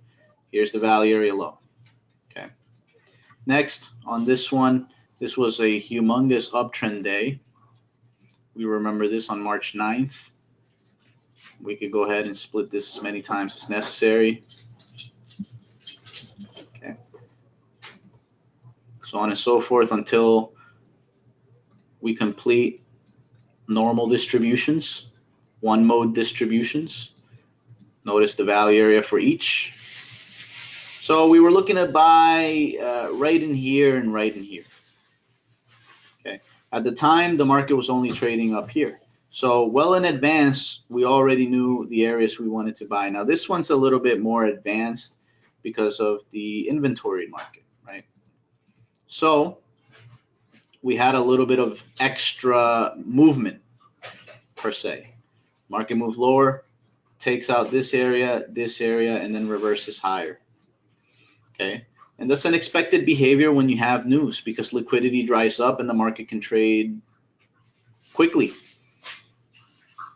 Let's take a look how I did in this one, and I'll show you guys yesterday as well. It should all show up on here. I don't think we did a rollover anytime soon, so right here, perfect. All right, but let's take a look at today. So today, market came in. I got in right here at 60.40.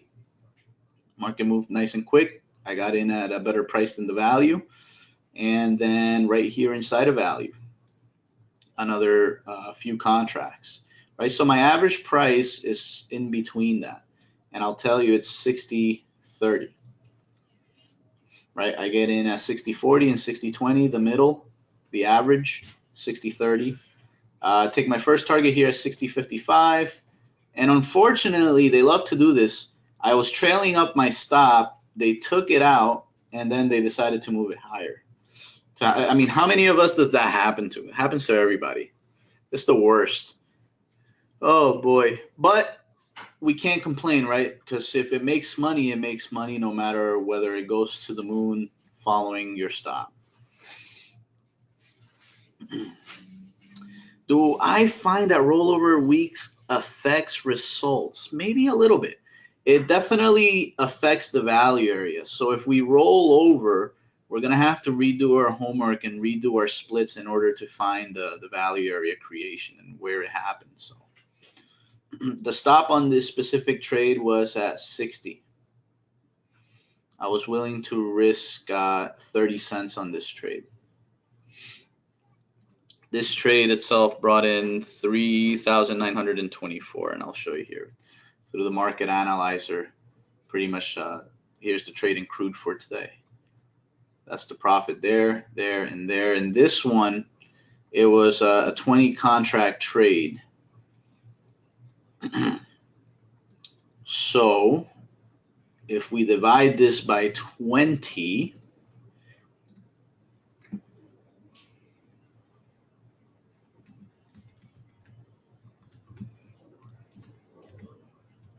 in theory, this would be the one lot per trade value. So multiply that times 2 if you took a 2 lot, and this was a good $3,900 trade. $392 trade, right? Which is still really good. That's $400. That's amazing, right? Try not to, think about it in terms of dollars. Think about it in terms of ticks. From 30 to 55, that's 25 ticks. $250 per one lot. That's pretty good, right? That's how we always have to think. Now, the stops are not based on average true range. I have a strategy for that based on using the value. So, for example, my average was 60.30. My target is the point of control, right? Coming back into value.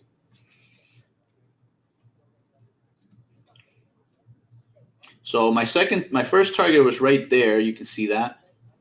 Second target would have been here at 60.83, but they took my stop before they took it up there. And my stop is the same distance from my entry location to my first target, which, as you can see here, was about 60.02. So that's where I had my stop. This is how I do it. This is how I calculate it. So it is a little bit wider than average stop loss, but it's extremely important that it is that way.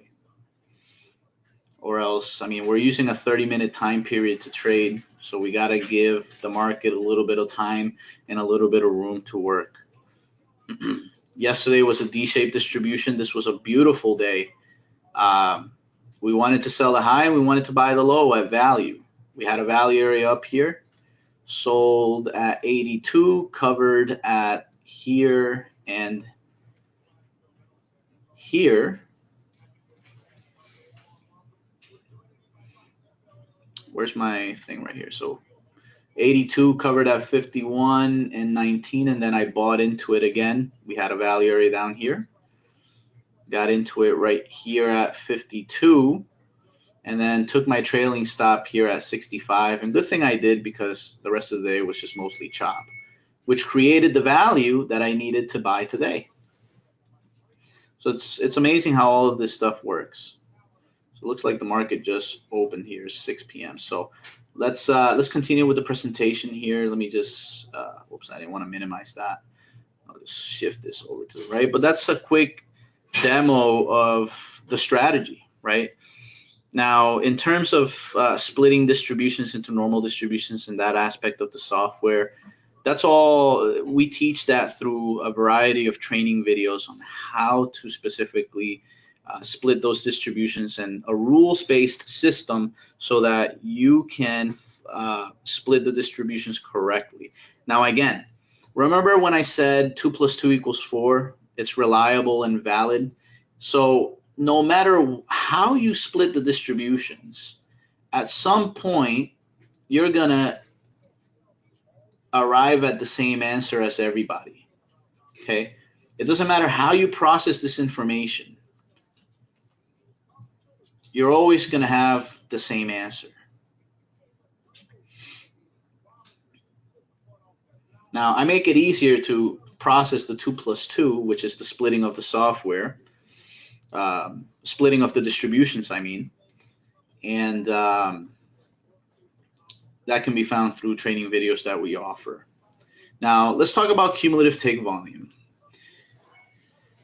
We're going to go over volume delta, manipulating of the time in sales, and we're going to talk about what all money, small money, and big money mean, because this is important too when it comes to trading, not just market profile, but any indicator or any strategy in general, okay? So a volume delta is how we measure the strength of buyers versus sellers. It is the difference between the ask volume and the bid volume. I mean, we can do this, the word delta makes it sound like, whoa, okay, cool, but it's really the addition, or the difference between the ask and the bid. So ask minus bid equals delta. What a big calculation. But once we know the difference, we can see how many buyers to sellers or sellers to buyers there are. Hence, we can measure the strength of the volume. For example, here we can take a look at the cumulative tick volume. This is running a non-cumulative view, meaning that we see the volume delta for each individual bar on a bar-by-bar basis. Okay, but this is what it looks like right here. Right down here, we can see, hey, we had a bunch of sellers and they took it down all the way down here to this delta. Here we had a bunch of buyers, a bunch of sellers here, so on and so forth, right? And it's the ability to see what the money is doing. That's what the cumulative tick delta, cumulative tick volume is. So let's go over the time in sales, because this is how we derive the values for the CTV, right? Cumulative tick volume.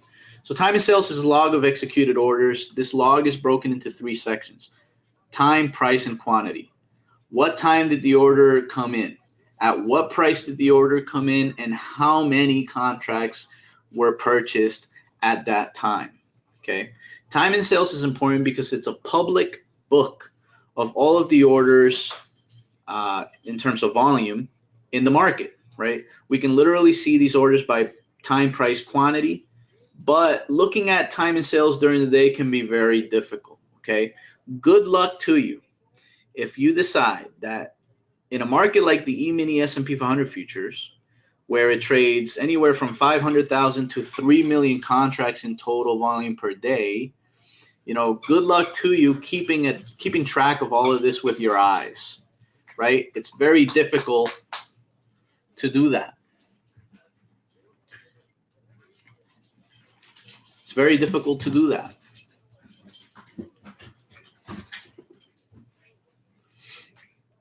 Thus, we need something, we need a computer, we need something to analyze all of this data for us. And have it in a way that it's useful for us traders to make trading decisions. And that's the cumulative tick volume. So there's 3 specific modes we're going to talk about in terms of cumulative tick volume. And we can manipulate the data from the time and sales with the help of special algorithms for finding the delta of the specifically manipulated data. Okay, now that's a mouthful. Okay, what I mean here is we can extract specific orders from the time and sales, and we can find the net delta between those specific orders, and we can show it in 3 specific modes. Number 1 is the chart cumulative, number 2 is the daily cumulative, and the third is the non-cumulative. Okay, non-cumulative is a bar by bar net delta. Daily cumulative is a daily accumulation of the net delta. And a chart cumulative takes the entire amount of days that you've loaded, and it takes the total net delta of that entire time. But the most important thing is the first 2 here. Extract specific orders from the time and sales and show the net delta between those specific orders, right?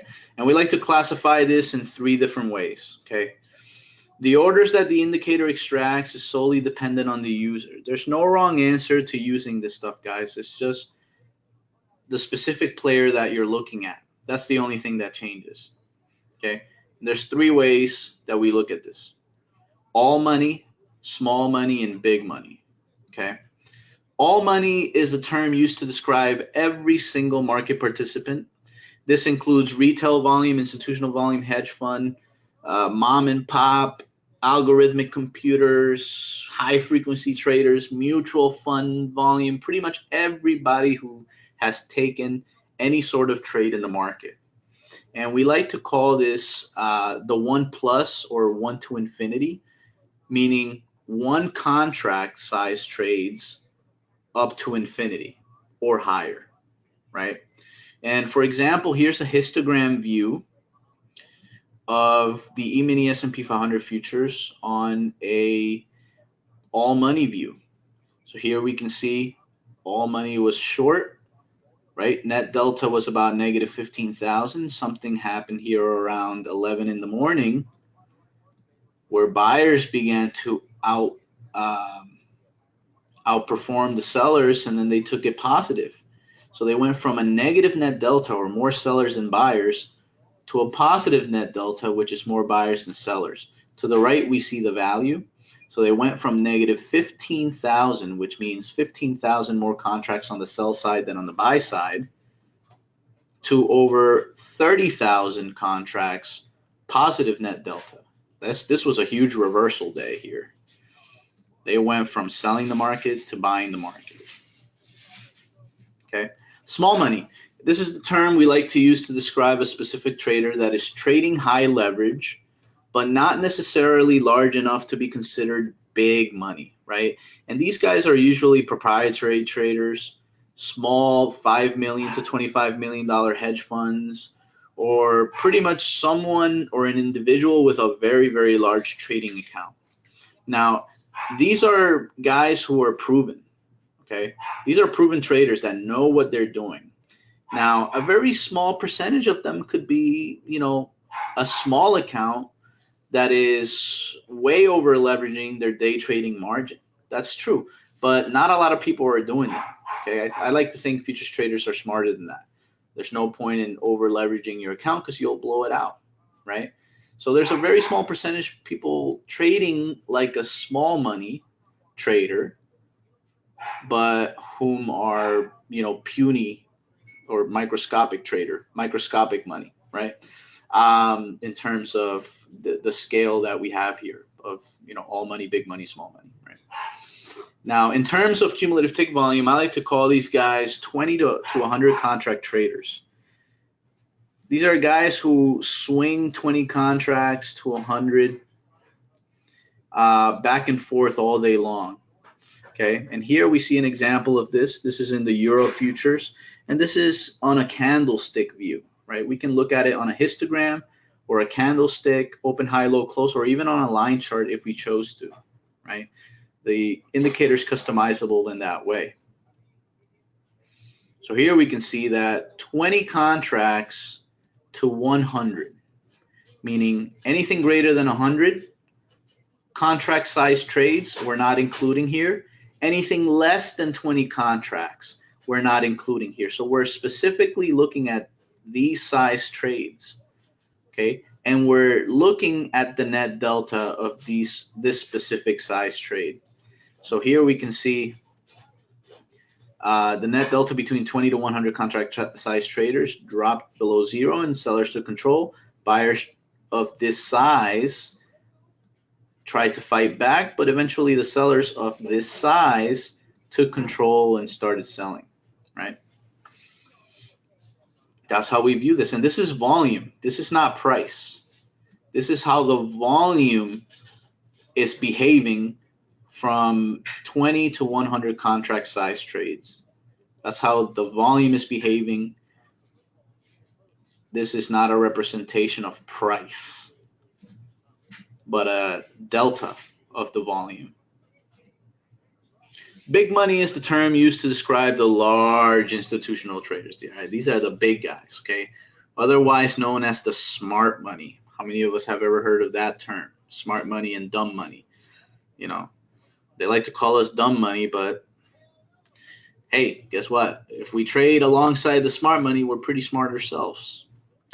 Well, anyways, these are the guys that move the markets, okay? They set the trends and they create market reversals. These are the guys with the big money. These are the Carl Icahns.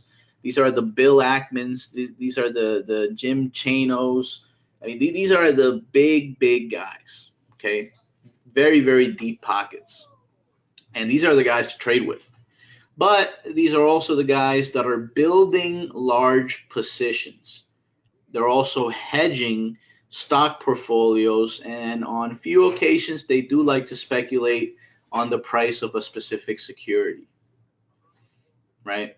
So in terms of cumulative tick volume, I like to consider these guys the 100 to 2,000 contract traders, okay? Which means they have no problem slinging 100 contract trades to 2,000 contract trades back and forth without a problem, okay? Without feeling the effects of it. Heck, if I put a 100 contract trade right now, my palms will get sweaty. I'll probably fall on the floor having some sort of a heart attack because the leverage is insane. But these guys, they don't even flinch at 100 contracts. That's the contrast we're trying to build here. That's why we call these guys big money, because they have the capital to take these trades and really not care whether it works or not. But most of the time, because they are the smart money, a lot of their trades, you know, I don't know. I can't say a percentage, but a large percentage are always going to be winners, right? So these are really the guys to trade with. And in terms here, for an example, this is looking at the 10-year Treasury note futures. A lot of big money traders trade the 10-year, okay? And this is looking at it in an open, high, low, close bar style. And here we can see that on this day, they were buying bonds left and right, especially on this specific time period right there. Big spike to the upside. So what does all this do, right? Why does all of this matter? Why does the cumulative tick volume indicator matter? What's the point of all this, right? So the cumulative tick volume indicator shows us a new way of viewing volume and volume sentiment. It shows us who's buying and who's selling. Is it the big money? Is it the small money? Or is it everybody? Is everybody buying the market, including big and small money? Are there more buyers and sellers today? And what's the net delta over the past few weeks or the past few days, right? We can figure all of this stuff out with the cumulative tick volume indicators. Now, sometimes trading isn't all about a buy or a sell signal, right? A lot of indicators out there focus on some sort of signal generating program, buy here, sell here, right? But rather, a lot of trading is not just buy and sell signals, but rather confidence to take a trade or not to take a trade, hold on to a trade, or even let go of a trade, right? The second we put on a trade, we feel anxiety, right? Seeing what is happening based on volume sentiment can help ease the anxiety of a trade and even force you to make a smarter decision, right? If a trade is going against me, but I see that, institutional buyers are starting to step in, I may want to hold on a little longer. Let's see what prices do in reaction to big money stepping in, right? Or maybe I'm in a long trade and I see that institutional money is buying the market, yet I'm about 3 ticks away from hitting my target, right? Maybe I can say to myself, well, these guys are buying big. I'm going to hold on to this trade a little longer. I'm going to increase my target, right?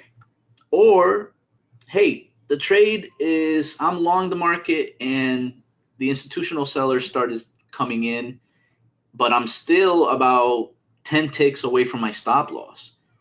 Well, let me hit my stop loss. Well, let me stop myself out now rather than later because I can see that big money stepping in to short the market, right? So it helps you make these decisions. It can make you a little bit smarter about these decisions.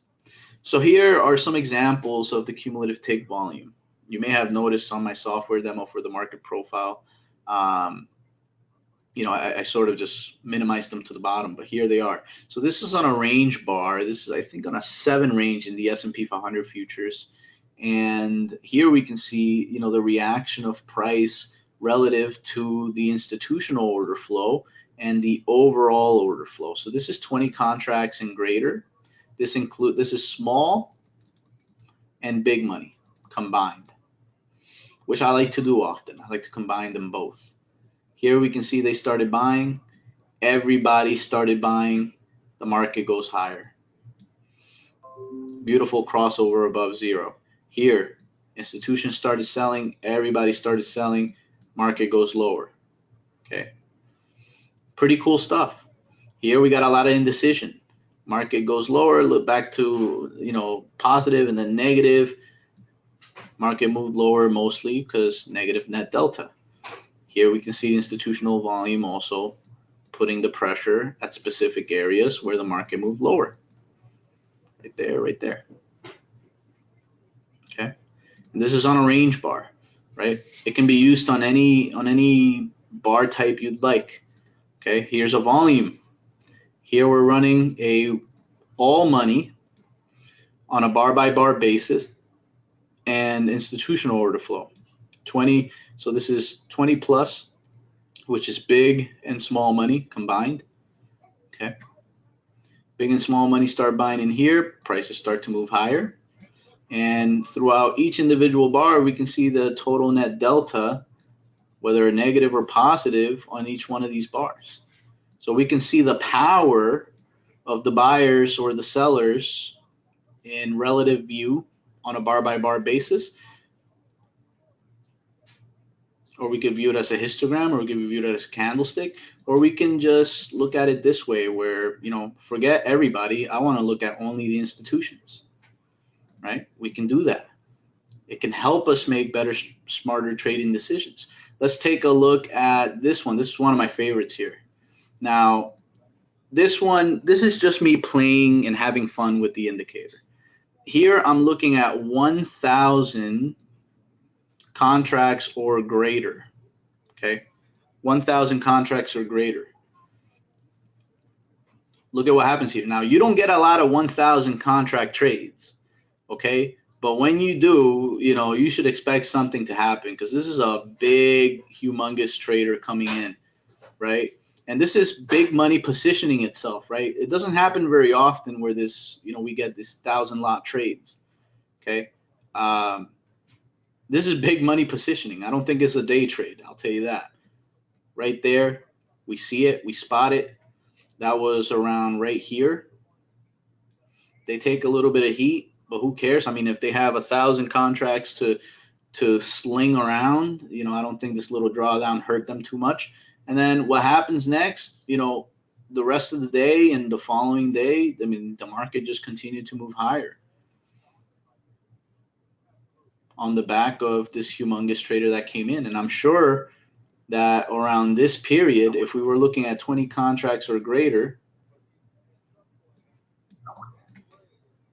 we would see a nice representation there. So how many of you guys like what you guys are seeing here? How many of you guys like what you're seeing? It's pretty cool stuff. Let's do a little quick demo, and then we'll continue with the rest of our day. But here, if we take a look, I mean, I hate showing all these trades. It just bothers me for some reason. It's too much, too crowded. That looks so much better. Okay, let's look at this stuff right here in the S&P 500 futures. This is where the most amount of this is the most traded, highest volume market in the U.S. index market. Okay. Today, what were they doing? They were selling. They were selling a lot more than they did yesterday. Here's where the tipping point came in. Institutional order flow sold. Okay, this was right around this big spike. They were selling this big spike, right? They weren't buying that big spike. They were selling it. And then they intensified the selling when the market started rolling over. And then the market just fell off the face of the earth from there. Again, same thing today. Today, they were mostly selling, especially during this really flat period of time. Not only were the institutions selling, but everybody else was negative net delta as well. And it was only when the market opened that they decided to sell it much further. And we could see visual representations of that. Here, humongous buying from the institutions on the non-farm payrolls. And it all started as soon as the news came out. And they were just nonstop buying for the rest of the day, and so was the rest of the market, right? So it gives you an indication. Let's say I'm long right in here. I keep seeing that these guys are buying. I'm going to want to continue to hold on to the trade, right? So it's not necessarily a buy signal, but it shows you where the money is being put into play. And it's not based on the open, high, lower, close of a bar, right? There are indicators that say, like, I forget what it's called, shaking money flow indicator. It takes into account nothing of volume, but it says, hey, this is where the money is flowing. Well, how do you know that? The money flow is volume. This is true volume sentiment displayed through you, however form you'd like. In fact, this is 50 contracts and greater right here in the S&P. And these guys were buying the market like crazy on there. Pretty quiet on this day. This was Monday. Yesterday selling, today selling. Let's take a look at, the NASDAQ. A lot of people like to trade the NASDAQ. And again, let me just get rid of a lot of these annoying text and markers. Okay. And just to save time, this will be my last example here. But the same situation, right? Look at the institutional selling here. They came in pretty big. This is 20 contracts and greater. Here's everybody, every market participant, and this also includes these guys, right? We're not discriminating down here. We're showing everybody. Up here, we are discriminating. We're only showing 20 contracts or greater, right? They were selling. Everybody was selling. Today, same thing. Big seller came in here right in there just before the market tipped over. Everybody else came in afterwards throughout the madness, right? And it's funny, too, that as soon as prices enter value here, that's when we start seeing buying pressure from the market. That's what these green bars below 0 represent.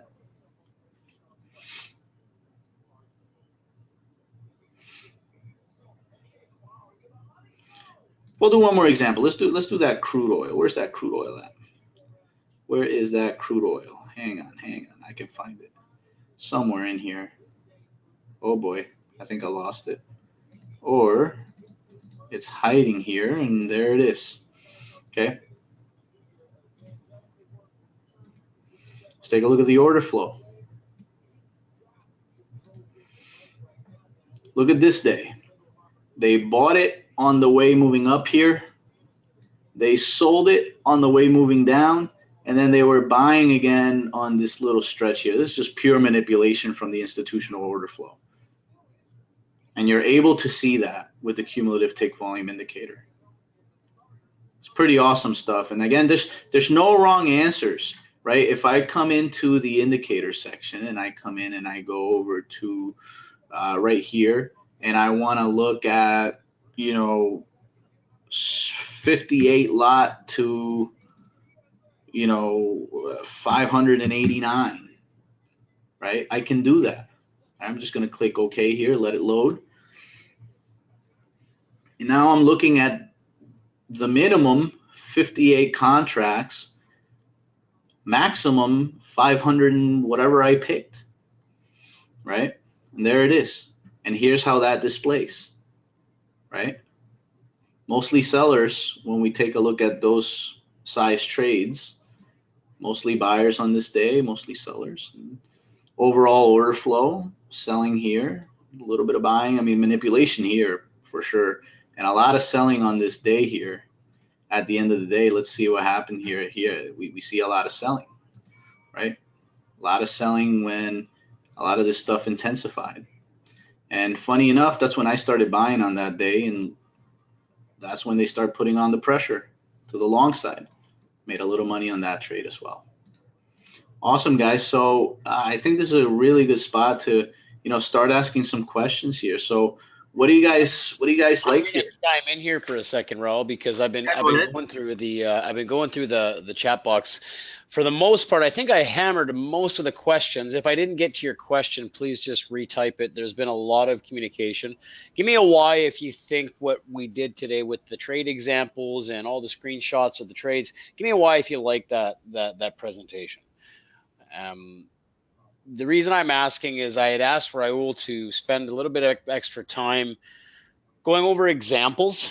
I know that we have, we have a lot of software, got a lot of services, but at the end of the day, let's just all put our heads together and agree that you want to make money. Who doesn't want to make money? All right, I mean, can we all agree that that's the real question here? Is if we're going to invest in a software product, and if we're going to trust it, can you show me that it makes me money? Right, that's the goal, right? So obviously Raul's been trading.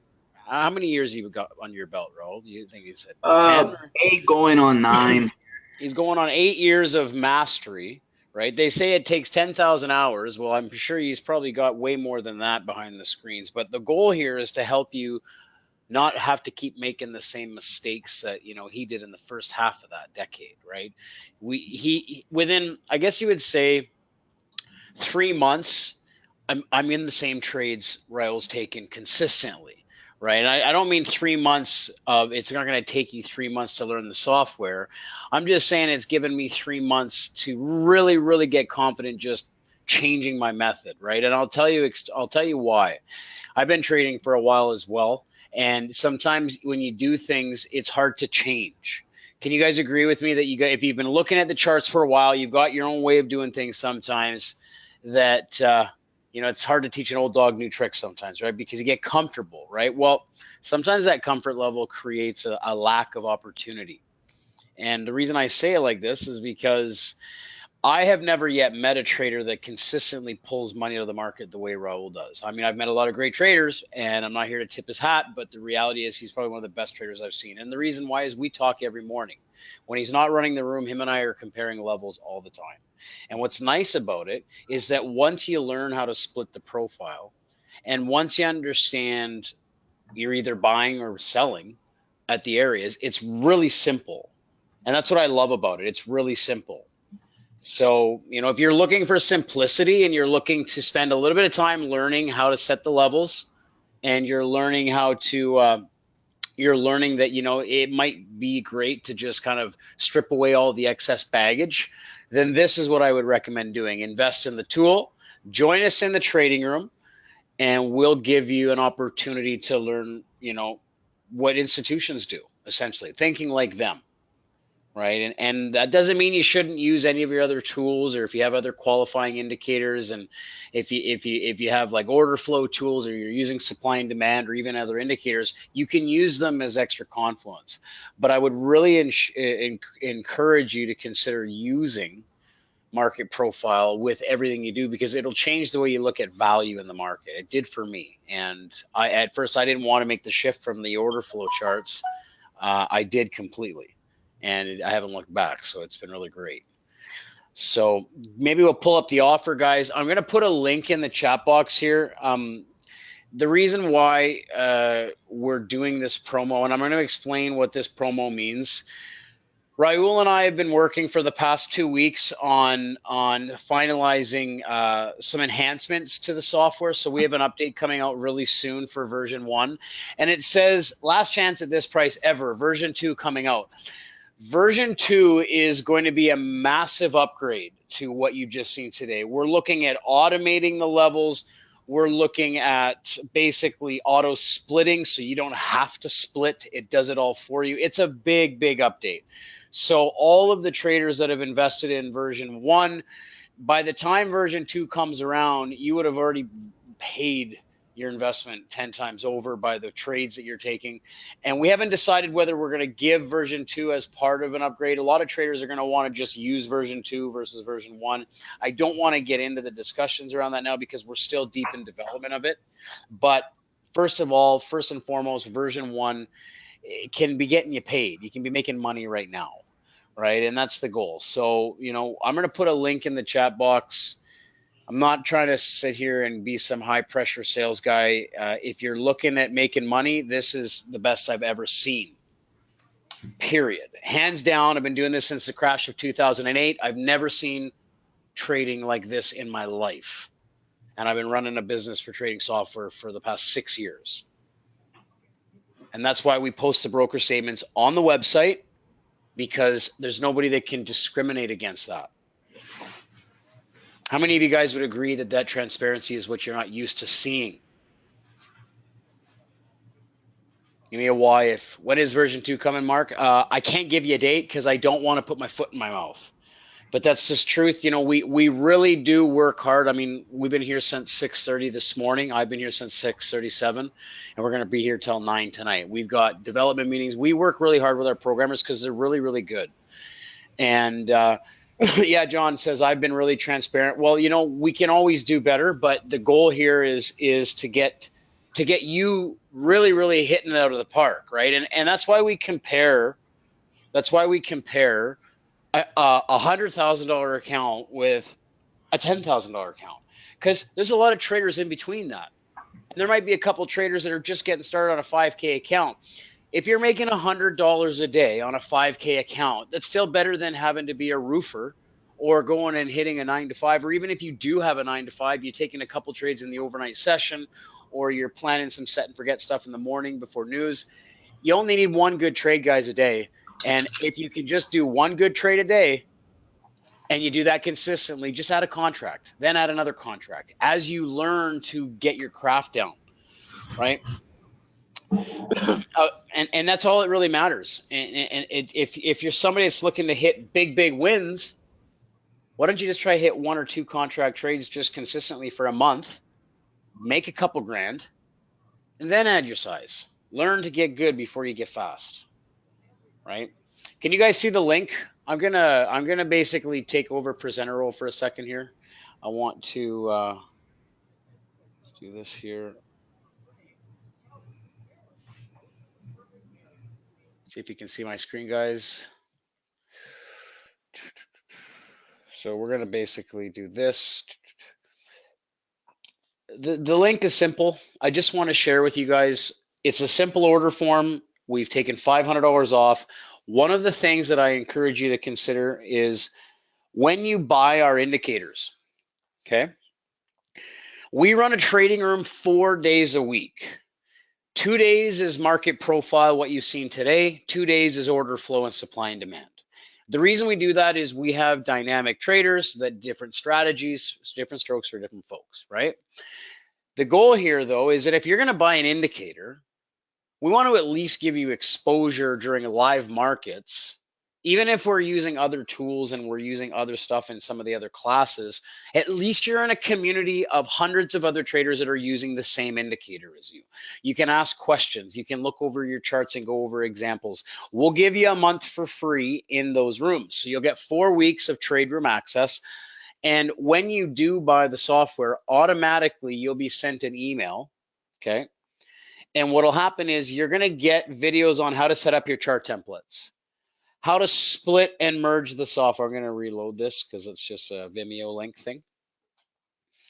So basically, it's going to talk about how to split your profiles, okay?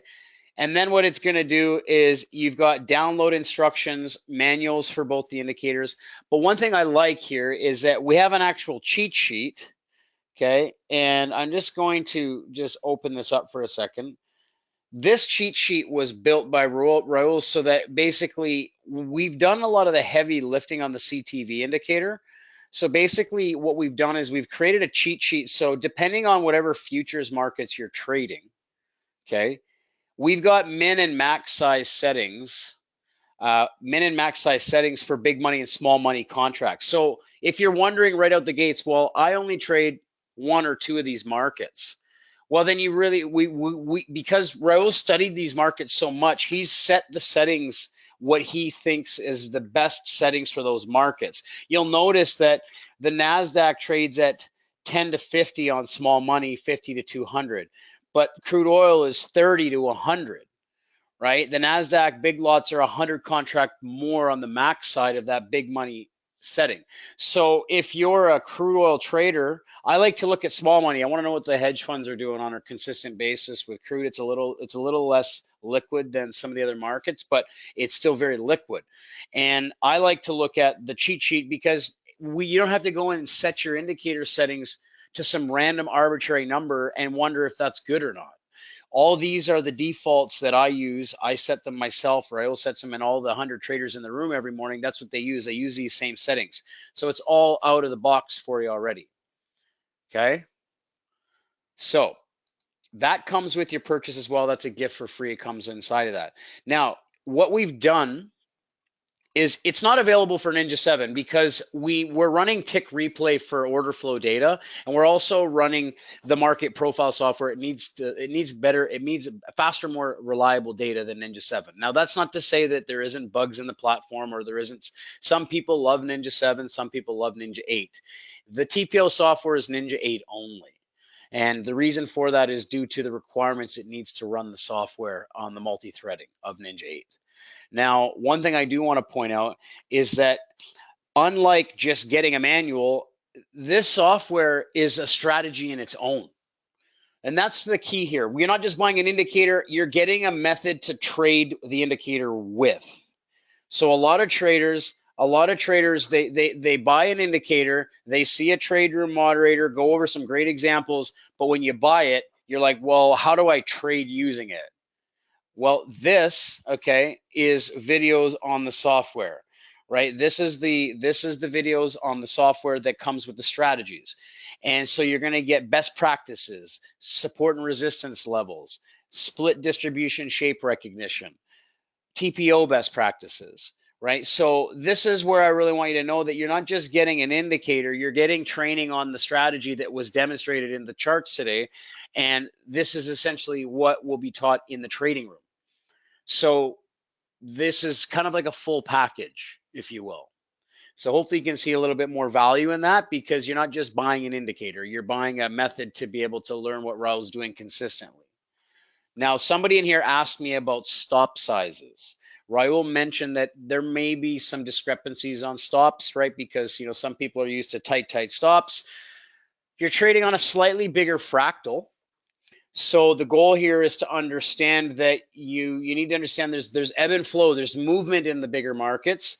So Raul uses a method with regards to his target distances. One other method that you could consider is the average true range of the market, because a volatility based stop factors in that distance, those long wicks on those big pushes, right? So you could use 1 ATR or 1.5 ATR.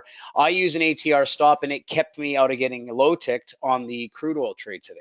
I actually took the exact same trade on crude that Raul took, and it came close to my stop, but it didn't hit my stop.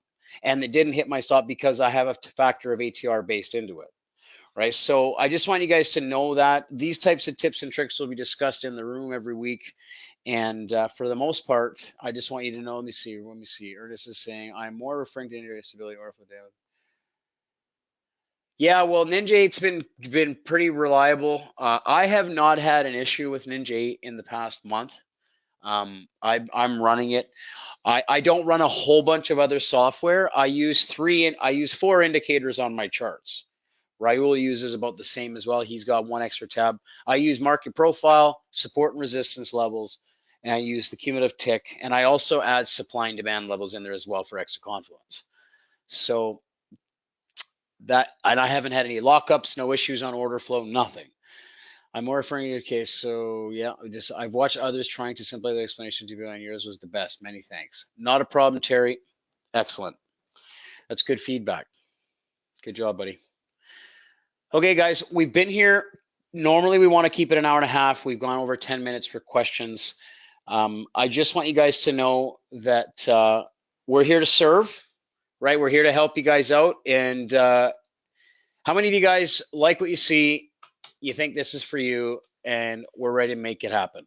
I'm asking you that because we want to get you ready, up and running. We want to get you prepared for trading, and you have an opportunity now to be joining the trade rooms tomorrow for Michael's rooms, but also getting prepped for Monday's room with Raul as well. And if you have specific questions on that, you can send us an email at support@goldenzonetrading.com. And what'll happen is, either myself or Raul or Ben, our support guys, can get back to you quickly. And you'll have an instant download link as soon as you purchase. So immediately after that, the software will run on your computer. You will have the licensing instructions sent to you with the download, and then you're off to the races. Okay.